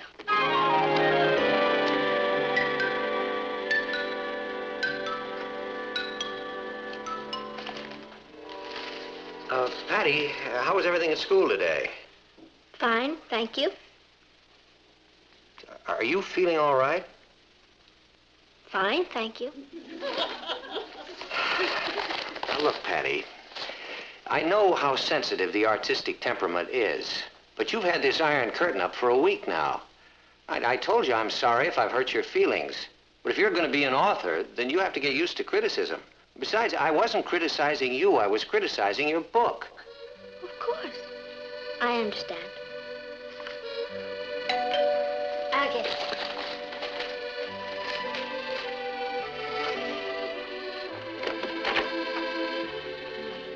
Thank you.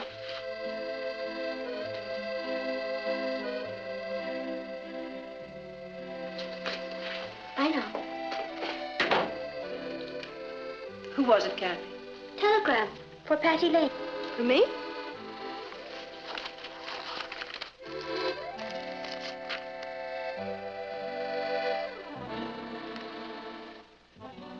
Is anything wrong?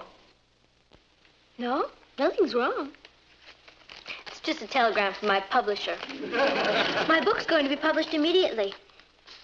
They expect it to be a bestseller. If you'll forgive me now, I think I'll retire to my garret. How did you get the idea for your book? Well, everyone is always attacking the teenager. When adults think of us, they think of rock and roll, telephones, hamburgers. I wanted to give them a more realistic image. Show them the real us. Yeah, a brave teenage girl runs away from her home in Detroit to become a nurse among the Poi Poi Indians in the wilds of the Mato Grosso. Oh, hello, Mr. Lane. Oh, boys. Hello, Patty. Hi, Papa. Alfred's interviewing Patty for the Brooklyn Heights Clarion. The paper's running a front-page story on her. Yeah, it's wonderful. You know, teenage girl becomes famous author overnight. I'll bet it must make you feel kind of funny. Me scooping your daughter like this. I mean, you being a newspaper editor, too. Well, yeah, it does feel a little funny, yeah. I suppose you're planning a Sunday feature story on her, huh? Well, we hadn't decided on the day yet. Our readers would like to know your opinions about your fellow authors. Whom do you admire most? Ernest Hemingway. What do you think of T.S. Eliot? T.S. is long-winded, but very talented. And Francoise Dupart? An illiterate French child. Well, if you'll excuse me. Will you be going to Hollywood to write the picture? Probably. Hello, dear. Hey, what's cooking? It smells good. That's me. Oh. Is the press conference still going on? Oh, yeah. I can't understand it. The book is being published. Yeah, I know it is, but I don't know why. Couldn't you have been wrong about it? It's not very good. Well, the publisher saw values in it that you didn't see. You read it. What's your opinion? It's not very good. And yet somebody is willing to shell out an advance of $1,000 or $2,000 plus the money it's going to take to publish it. According to the telegram, the contracts are on the way. So I guess we must be wrong. What are we having for dinner tonight? Crow.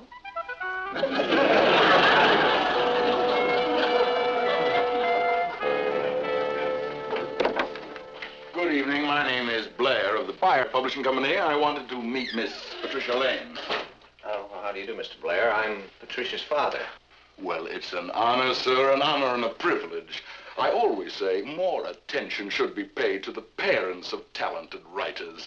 Behind every talented writer is a mother, a father, shaping them, molding them. Genius, I always say, is no accident. No. Well, I'm sorry, but Patricia is out right now. Well, my fault, sir. I should have telephoned first, but I just happened to be in the neighborhood, and I did want to meet Patricia and to drop the contracts off. You brought the contracts with you? Oh, yes. All she has to do is sign them. Come in, won't you? Yeah. This is my niece, Kathy. This is Mr. Blair, Patricia's publisher. How do you do? Patty will be so sorry she missed you. Oh, that's all right. She'll be seeing a lot of me. That's a mighty talented young woman. We don't get many manuscripts like hers. I should think not. Well, I don't want to detain you, Mr. Lane. I would like to discuss the advance. Well, we can talk about that if you like. what did you have in mind? Well, our usual advance is $1,500. $1,500? Well, yes, if that is satisfactory to her. Well, I'm sure that it would be. That's more than satisfactory. Mr. Blair, do you really feel Patty's book is going to be a bestseller? There's no doubt about it. That book has got everything. The romance, war, death, cooking recipes. Well, I've got other authors to see tonight, and I'm sure you have business to take care of, Mr. Lane, so if you'll just give me the check, I'll be on my way. Check? The $1,500. You want a $1,500 advance from me? No, from your daughter. Oh, from my daughter. This publishing firm of yours, Mr. Blair, it's one of those vanity presses, I take it. Well, I wouldn't call it that. I don't care what you call it. The point is that people pay you money to publish their books so they can see their name in print. Well, there's nothing wrong with that, Mr. Lane. And you'll publish anything that's submitted to you.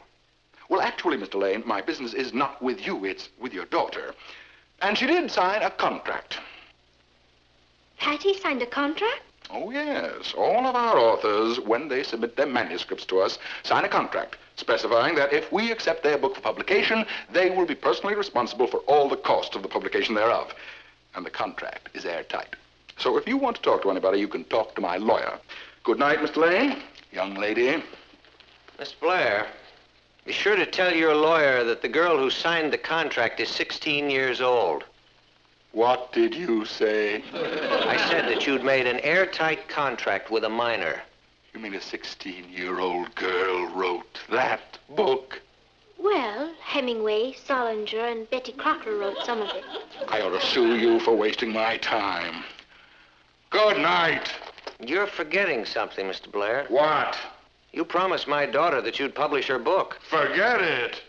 All right, I won't detain you, Mr. Blair. We're both busy men. You have authors to see, and I have to get down to my newspaper. Newspaper?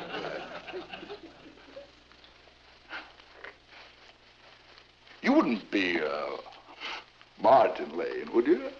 Yes? Not the managing editor of the New York Chronicle? Yes. Mr. Lane, the Vanity Press is a perfectly legitimate branch of the publishing business. We cater to people's dreams, people whose dream it is to see their novel in print. I'm aware of that.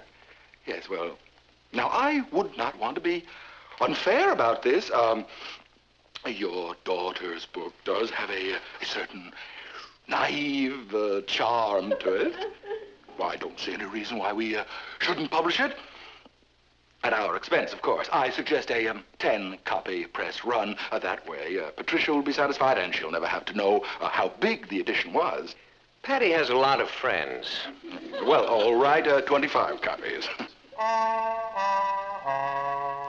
50 copies. 100 copies. That's a nice round figure. Boy, Kathy, were you smart not to go? That movie wasn't released. It escaped. Patty, I want you to meet your publisher. This is Mr. Blair. Mr. Blair? Yeah, I can't tell you how excited I am. I've never been published before. How did you like the book? I sincerely feel that that book is one of the most unusual works we have ever handled. Francoise Dupont, je suis arrivée.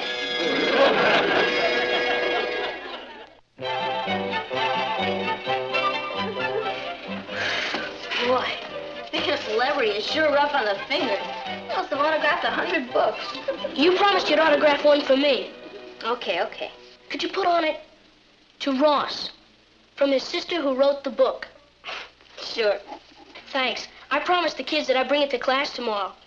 Your book has certainly created a stir around Brooklyn Heights High. I'll bet it has. Created quite a stir around here. Good afternoon, everybody. Well, I brought the revised contracts. That's wonderful, Mr. Blair. You don't mind if I read those first, do you? Hope so. Thank you. Boy, have I got a surprise for you, Mr. Blair. My new book.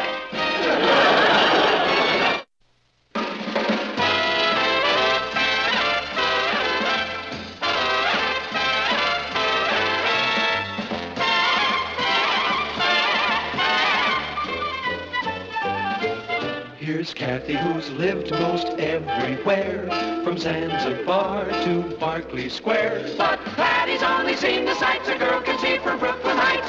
What a crazy pair! But they're cousins, identical cousins, and you'll find they laugh alike, They walk alike, at times they even talk alike.